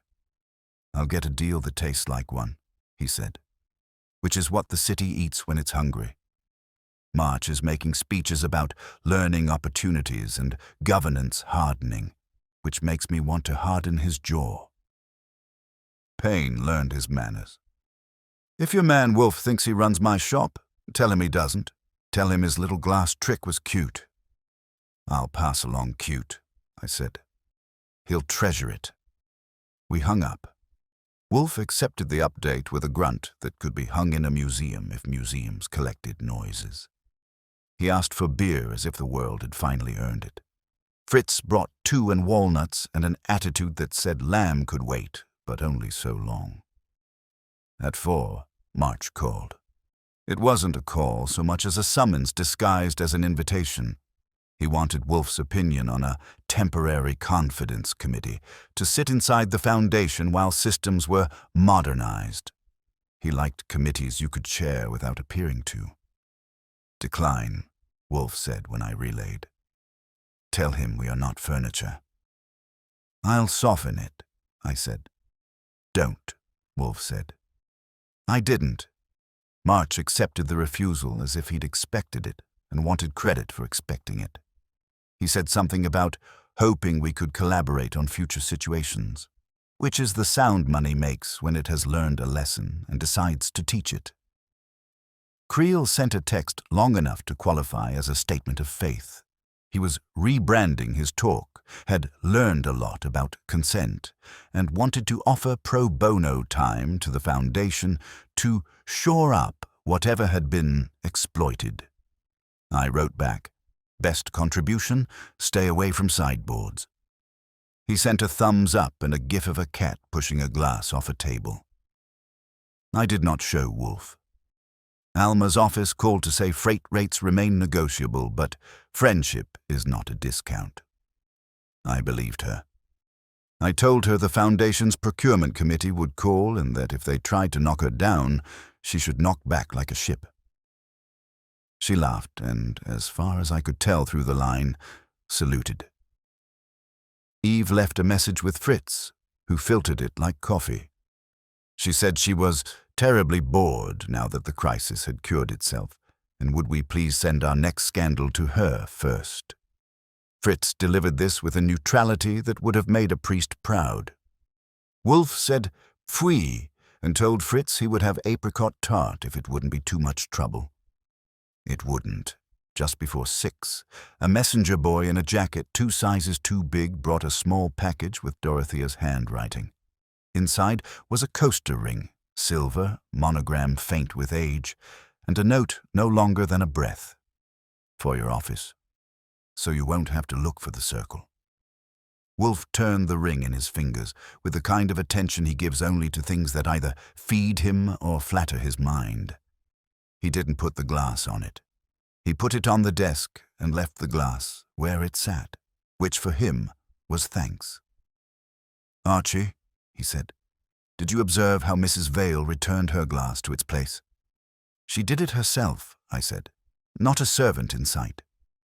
"That is the kind of order I esteem," he said, "not the imposed, but the assumed." He let the consonants settle like dust.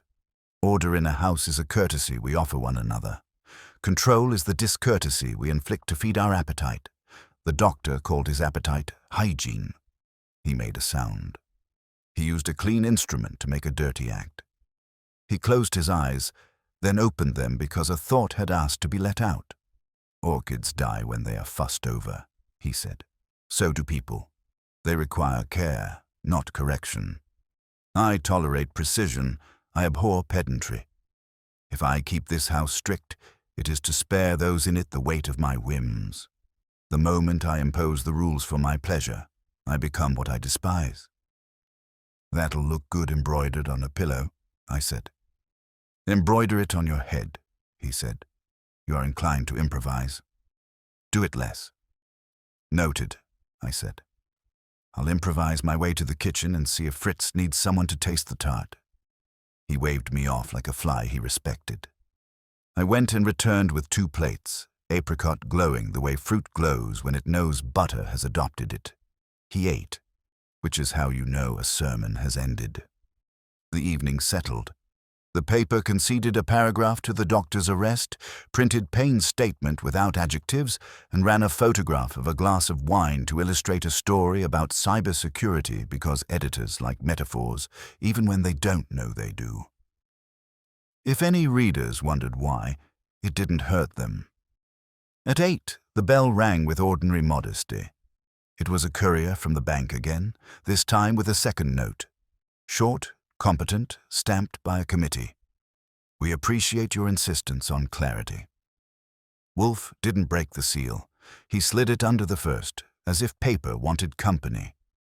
"Are we done?" I asked. "We are finished," he said. "Done implies finality I never achieve with you." "So you'll admit," I said, "that the glass saved the day." "No," he said with the charity of precision. "The glass accused. Mrs. Vale noticed. You transported the accusation. I interpreted it. Kramer will validate it. Between the 4 of us, we made an order the doctor cannot correct. That is all." "Not bad for a day's work," I said. "For 2 days," he corrected. "Then I deserve 2 tarts," I said. "You deserve none," he said, "and I got the second anyway because Fritz has a more generous theology." Before bed, I moved the sherry glass half a hair off the ring because a man must test the world he lives in. Wolfe didn't look up from his book, but his hand lifted, and one finger moved the air a 1/4 inch. I put the glass back. He regarded me over the rim of the page. "There is a difference," he said, "between a guest who touches the wrong glass and a man who keeps the right one where it belongs." "That line holds?" I asked. "In this house," he said, "it holds." He turned the page. The radiators hissed like polite snakes. Upstairs, the orchids hoarded the day's heat. In the kitchen, Fritz set dough to rest. Outside, the city practiced its best noise. Inside, I took a last look at the circle and the glass that filled it, and I let the night have the room. It was just past 8 when I came back to the brownstone, and the place smelled of orchids and Fritz's veal stock, which told me Wolfe was in no mood for interruptions. That suited me fine, since I needed a minute to clear my head before heading up to the office. The case had shifted from a question mark to an exclamation point in the last 24 hours, and now it was only Wolfe's turn to punctuate it with a period. I hung my hat, took the elevator up, and found him at his desk, large and immovable, fingers tented and eyes shut, as if he were in communication with a higher power. Or maybe just his dinner. "Pfui," he muttered, opening his eyes as I stepped in. "You've tramped enough to wear a hole in Manhattan. Sit down." I did. The tramping paid off. I saw her. She was rattled enough to confirm every suspicion we've been juggling. She couldn't keep her story straight if you tied it down. Wolfe grunted, more like a low thunder than an acknowledgement. "That suffices. I have endured enough tedium. Assemble them, Archie. All of them. Here. Tonight." If you've never been present at one of Wolfe's grand finales, you've missed the closest thing Manhattan has to a Roman amphitheater. By 10 o'clock, the suspects were corralled in the office. Nervous, defensive, some pretending boredom but none managing it. Wolfe sat like a mountain in his chair, and I played ringmaster, seeing to chairs, brandy, and making sure no one snuck out before the curtain rose. Wolfe cleared his throat. "Ladies and gentlemen, you have harried me. You have intruded upon my schedule, disturbed my meals, and offended my sense of order. Worse, you presume to conceal the truth in layers of petty lies. It is insufferable. So, let us dispense with it." He closed his eyes for a moment, then opened them with a gleam that would have made a cobra proud. "The murder, as you know, was not a crime of passion, nor was it a casual quarrel. It was calculation. The victim's knowledge of certain documents and his intent to use them threatened one of you here. He had to be silenced. The weapon was opportunity, the instrument, deceit." One of them, nervous fingers twitching, shifted in their chair. Wolfe's eyes tracked the movement like gun barrels. "Archie has been my feet, my ears, my eyes. He collected fragments, a misremembered alibi, an ill-timed errand, a whiff of cinnamon where there should have been none." He let the silence stretch. Each fragment useless alone, but together, irrefutable. I could feel the room getting smaller. The guilty one knew Wolfe was narrowing the jaws of the trap. I could practically hear the pulse hammering in their throat. "The truth," Wolfe rumbled, "is this. You alone had the motive compelling enough, the opportunity unobserved, and the arrogance to believe yourself safe. You slipped. You relied on coincidence, and coincidence is the refuge of fools. You are the murderer." The word hung like a blade. Gasps circled the room, eyes darted, denials half-formed and choked back. The accused tried to sputter a protest, but Wolfe lifted one palm, a judge silencing the court. "Number enough. The proof is ample.